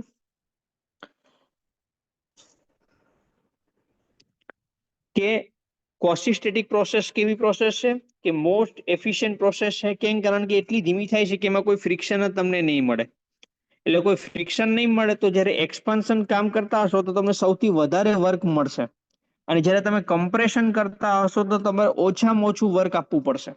આ તો ખબર છે ને કે માની લો કે ટર્બાઇન હોય, બરોબર છે? શું છે? ટર્બાઇન જે છે એમાં શું થશે? એક્સપાન્શન થશે. બરોબર છે? એટલે ટર્બાઇનમાં એક્સપાન્શન થવાથી શું થશે? તમને અહીંયા શું છે? વર્ક આઉટપુટ મળશે. વર્ક આઉટપુટ મળશે. આ શું છે? ટર્બાઇન છે. જ્યારે કમ્પ્રેસર હશે એમાં શું થશે? તમારે કમ્પ્રેસર હશે એમાં શું થશે? વર્ક આપવું પડશે. બરોબર છે? એટલે અહીંયા શું થશે? વર્ક જે છે ઇનપુટ આપવું પડવાનું છે. બરોબર છે? તો આપણને કોઈ પણ ડિવાઇસ વર્ક આપતું હોય, બરોબર છે, આપણી ગાડીમાં પેટ્રોલ નાખવા કરતા પેટ્રોલ નાખવાથી વધારે માઇલેજ મળતી, એવું જ સારું છે ને?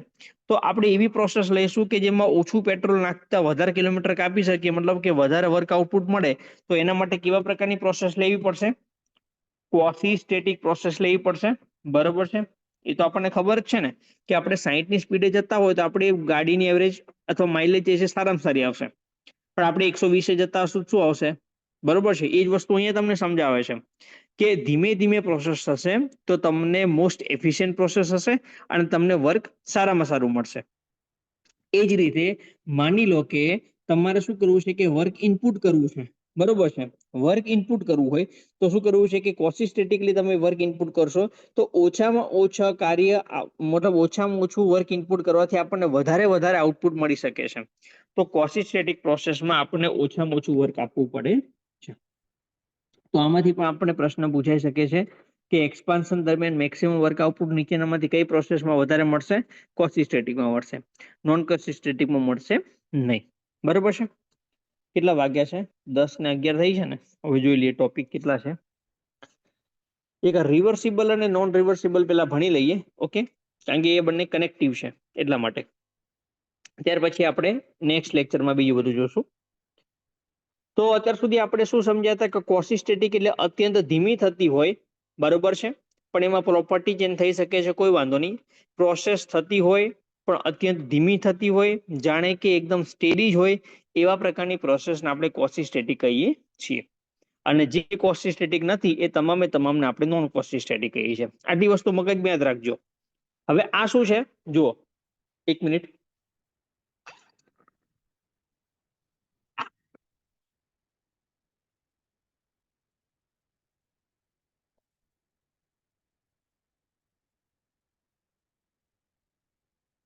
હવે જે બીજી પ્રોસેસ છે કઈ છે?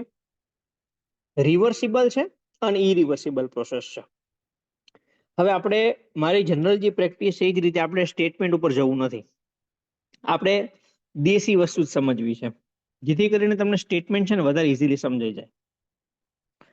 હવે માની લો કે જે પણ વ્યક્તિઓ આજે મારો લેક્ચર જોવો છો, બરોબર છે, એમની એક માનતા માને છે કે ભાઈ જો હું શુભ એકેડેમીની આ બેચમાં જોઈન થયા પછી ખૂબ મન, તન, ધન, લગનથી હું મારી મહેનત કરું, મારા માતા પિતાના, મારા પોતાના સપના સાકાર થઈ જાય, મારી તમામ મનોકામના પૂરી થઈ જાય, તો હું દાદા ભગવાનના ત્રિમંદિર જે અડાલજ આવ્યું છે ત્યાંથી હું અંબાજી માતાના મંદિરે પગપાળા ચાલતો જઈશ.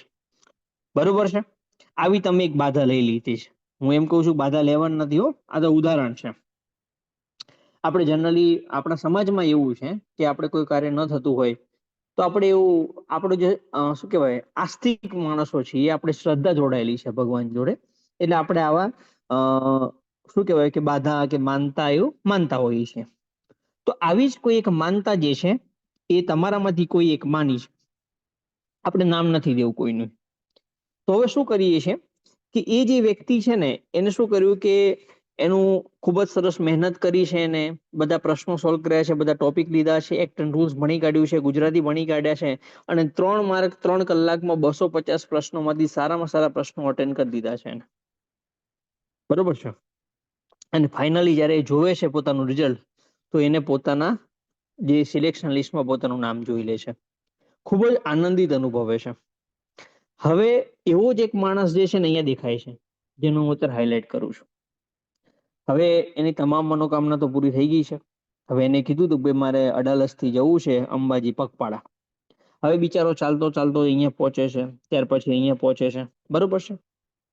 ક્યારેક મનમાં એમ થાય છે કે બહુ કાઠું છે, આવી પગપાળી યાત્રા તો બહુ અઘરી છે, લેતા તો લેવાઈ ગઈ પણ હવે પાર તો પાડવી પડશે. બરોબર છે. પણ એને નિશ્ચિત શું કર્યું હતું કે ભાઈ મારે કોઈ પણ પ્રકારના એક્સટર્નલ રિસોર્સિસનો ઉપયોગ કરવાનો નથી. બરોબર છે. એ પોતાની પાસે જે નાસ્તો લઈ ગયો હતો એનો જ યુઝ કર્યો છે, પોતે જે પાણી લઈ ગયો હતો એ જ યુઝ કરવાનો છે, ક્યાંય બહારથી કોઈ પણ વાહનનો યુઝ નથી કરવાનો, પગપાળા ચાલતો ચાલતો જવાનું છે, એની એવી માનતા છે.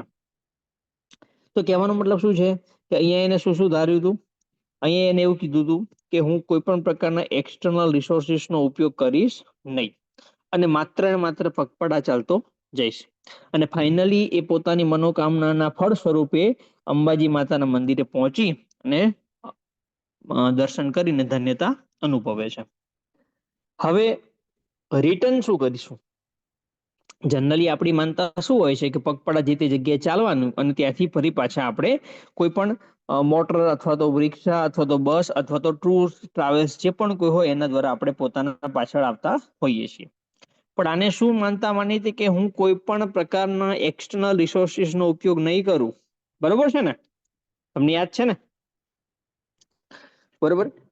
એક જ મિનિટ.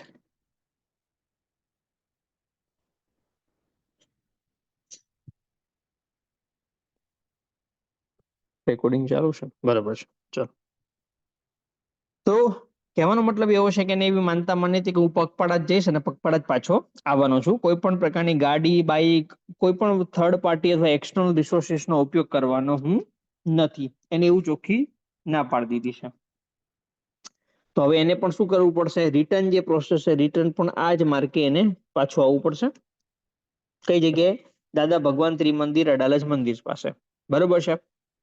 હવે આ તો એ જે વ્યક્તિ માનતા માની હતી એ આ પ્રકારનો પાથ ફોલો કરે છે, પણ આપણે કઈ રીતનો પાથ ફોલો કરતા હોઈએ છીએ કે આપણે પગપાળા જઈશું અને પછી કોઈ પણ વ્હીકલમાં અથવા તે પાછા આવી જશું.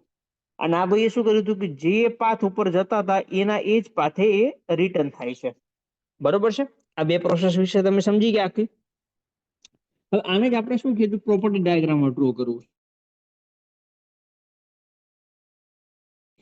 કે શરૂઆતમાં એ ભાઈ જે છે શરૂઆતમાં, બરોબર છે, એ 1 નંબરના પોઈન્ટ એટલે કે દાદા ભગવાનના મંદિર આગળ હતા. એ હવે ફાઇનલી ક્યાં પહોંચે છે? અંબાજીમાના મંદિરે પહોંચી જાય છે. બરોબર છે. પણ એ પાથ કયો ફોલો કરતા હતા? તો કે શરૂઆતમાં જે પગપાળા ચાલતા હતા એ જ પાથ ફોલો કર્યો અને રિટર્નમાં પણ એ જ પાથે પાછા આવ્યા છે. બરોબર છે. મતલબ પગપાળા જ પાછા આવ્યા છે.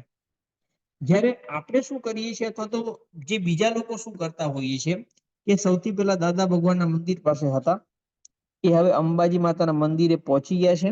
કયા માધ્યમથી પહોંચ્યા છે? પગપાળા. બરોબર છે. અને રિટર્નમાં ક્યારે આવે છે? માની લો કે કાર દ્વારા આવી જાય છે. બરોબર છે. તો કહેવાનો મતલબ શું છે કે આ નંબરના સ્ટેટમાંથી આ નંબરના સ્ટેટમાં પહોંચવા માટે એક પ્રોસેસ ફોલો કરી પગપાળાની, પછી આ નંબરના સ્ટેટમાંથી આ જગ્યાએ પહોંચવા માટે એટલે કે 2 નંબરના સ્ટેટમાંથી 1 નંબરના સ્ટેટમાં પહોંચવા માટે ફરી પાછી બીજી પ્રોસેસ ફોલો કરી કારવાળી કરી છે. મતલબ કે બંને પ્રોસેસ અથવા તો બંને પાથ અલગ અલગ છે. કઈ ફિગરમાં અલગ અલગ છે? બી નંબર વાળી. ઓકે, બી જે ફિગર છે એમાં પાથ અલગ અલગ છે, જ્યારે એ જે છે એમાં પાથ એના આપેલું છે. તો એ નંબરની ફિગરમાં જે પાથ ફોલો કરે છે તમારું સિસ્ટમ, જો એ પ્રોસેસ ફોલો થતી હોય તો એવી પ્રોસેસને આપણે રિવર્સિબલ પ્રોસેસ કહીશું. પણ જ્યારે બી નંબરના ફિગરમાં કે જેમાં એના પાથથી તમારી સિસ્ટમ પાછી ન આવતી હોય, હા ઓરિજિનલ પોઝિશન પર આવી જશે, હું એની ના નથી પાડતો, પણ એને પાથ ફોલો નથી કરતી, તો એવા પ્રકારની પ્રોસેસ તમારા માટે ઇરિવર્સિબલ પ્રોસેસ કહેવાશે. બરોબર છે? સમજી ગયા મારી વસ્તુ તમને? કે જે પગપાળા ચાલીને આવ્યો તો પગપાળા જ પાછો આવશે એ રિવર્સિબલ પ્રોસેસ બનશે. પણ પગપાળા ચાલીને જાય છે ને પછી ગાડીમાં બેસીને પાછો આવે છે એ તમારા માટે ઇરિવર્સિબલ પ્રોસેસ બનવાની છે. તો આ જ વસ્તુ હું તમને અહીંયા સમજાવવા માંગુ છું કે કોઈ પણ પ્રોસેસ રિવર્સિબલ પ્રોસેસ ક્યારે કહેવાશે કે જ્યારે એ સિસ્ટમ જે છે એ પોતાની ફોરવર્ડ પ્રોસેસ જે છે એ કમ્પ્લીટ કરે. કઈ જગ્યાએથી? એક નંબરના સ્ટેટમાંથી 2 નંબરના સ્ટેટમાં. બરોબર છે? હવે પછી જ્યારે એ રિટર્ન થાય છે તો કઈ પ્રોસેસથી 2 નંબરના પોઈન્ટ ઉપરથી 1 નંબરના પોઈન્ટમાં રિટર્ન થાય છે, પણ પાથ કયો લેશે? Same as the forwarded path, મતલબ કે જે પહેલાનો પાથ લીધો હતો એના એ જ પાથ ફોલો કરીને રિટર્ન થશે. અને શું લખ્યું છે જોજો, સાંભળજો. ક્યાં પહોંચે છે? ઇનિશિયલ કન્ડિશન પર જ પહોંચવાનું છે ને, બીજી કોઈ કન્ડિશન પર નહીં. અને without affecting the property of the system અને સરાઉન્ડિંગ, કે બહારના સિસ્ટમ અને સરાઉન્ડિંગની કોઈ પણ પ્રોપર્ટીને અફેક્ટ કર્યા વગર પહેલા જે પાથ ફોલો કરતો હતો એના એ પાથ ફોલો કરી અને ઇનિશિયલ કન્ડિશન પર પહોંચી જાય, તો આવા પ્રકારની સિસ્ટમની પ્રોસેસને આપણે બોલો રિવર્સિબલ પ્રોસેસ કહીએ છીએ. તો એ છે રિવર્સિબલ પ્રોસેસ કહીએ છીએ. પરફેક્ટ? યાર હવે તો યાર સમજ પડી જાય. હા, આટલું ડિટેલમાં તો કોઈ નહીં ભણાવ, અમને અમારા સાહેબો નતા ભણાવતા. આટલું એકદમ દેશી રીતે કે ભાઈ તમને ખબર જ પડી જાય કે આ રિવર્સિબલ થાય ને હવે આ રિવર્સિબલ ન થાય. બરોબર છે? અને બીજી ડેફિનેશન શું છે કે જે પ્રોસેસ રિવર્સિબલ નથી એવી તમામે તમામ પ્રોસેસને આપણે શું કહીએ છીએ? ઇરિવર્સિબલ પ્રોસેસ કહીએ છીએ.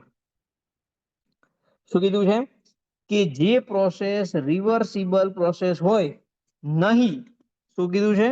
નહીં, એવી તમામે તમામ પ્રોસેસને ઇરિવર્સિબલ પ્રોસેસ કહેવામાં આવે છે. બરોબર છે? હવે અમુક જે સ્ટેટમેન્ટ જે છે આપણને પૂછાય છે એના વિશે ઉપર આપણે થોડો પ્રકાશ પાડી લઈએ.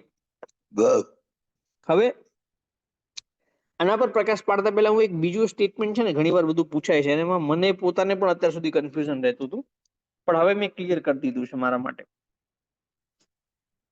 પણ જનરલી આપણી પ્રેક્ટિસ કેવી છે? પહેલા ફિગર સમજવાની, ફિગર સમજ્યા પછી જ આપણે બધું કામ કરીએ છીએ. ચલો, હું પહેલા ફિગર ડ્રો કરી નાખું. ચલો, અરે ભાઈ તું ઉપર આય ને, ઉપર આવી જા. ચલો, આ શું છે? એક તમારું સિલિન્ડર માન લો કે ક્યુબ માની લો કે કોઈ ચેમ્બર છે, મને નથી ખબર શું છે. બરોબર છે? પણ સમહાઉ એક 3 ડાયમેન્શનમાં છે. બરોબર? હવે અહીંયા જે છે ને એક પિસ્ટન ડ્રો કરી નાખી. માની લો ને એ ઉપર વાળું સિલિન્ડર છે અને આ પિસ્ટન છે. હવે આ પિસ્ટન જે છે એને આપણે હેચ માર્ક ડ્રો કરી નાખીએ. શાંતિથી સાંભળજો. આના ઉપરથી પછી હું તમને એક પ્રશ્ન પૂછવાનો છું.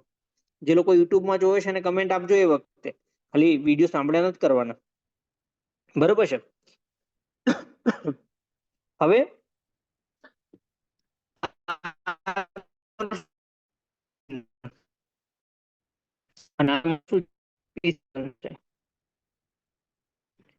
ચલો, હવે હું શું કરું છું કે અહીંયા જે છે ને એ નાના નાના બ્લોક છે એ મૂકું છું, મતલબ વજનીયા મૂકું છું. ભાઈ તું એક જગ્યાએ રહે ને.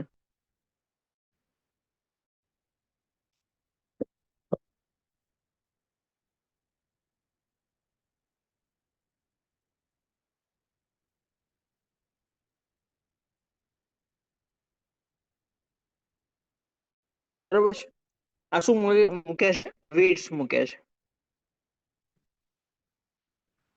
હવે એની અંદર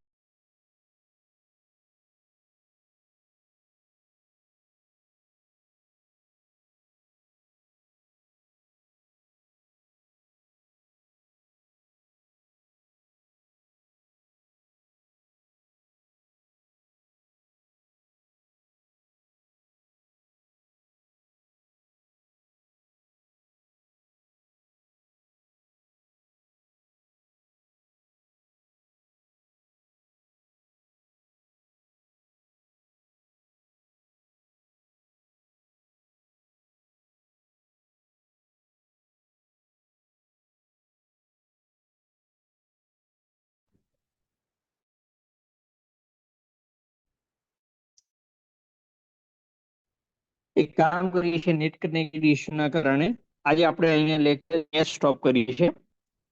બીજી જે અત્યારે જે તો ફરી હું તમને સૌને એ જ કહેવા માંગુ છું કે શું એકેડેમી દ્વારા આવી એક બેચ ચાલુ કરીએ છીએ મિકેનિક માટે.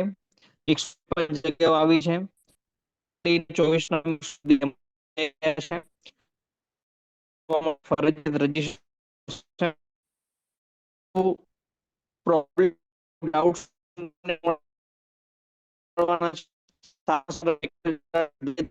ઊંડાણપૂર્વક લેવામાં આવશે. તો કોઈ પ્રકારની તાત્કાલિક અને ખૂબ જ સરસ મહેનત કરી અને અધેરી બનવાનું સપનું તમારું સાકાર થાય. મને અને આ તો lecture આપણે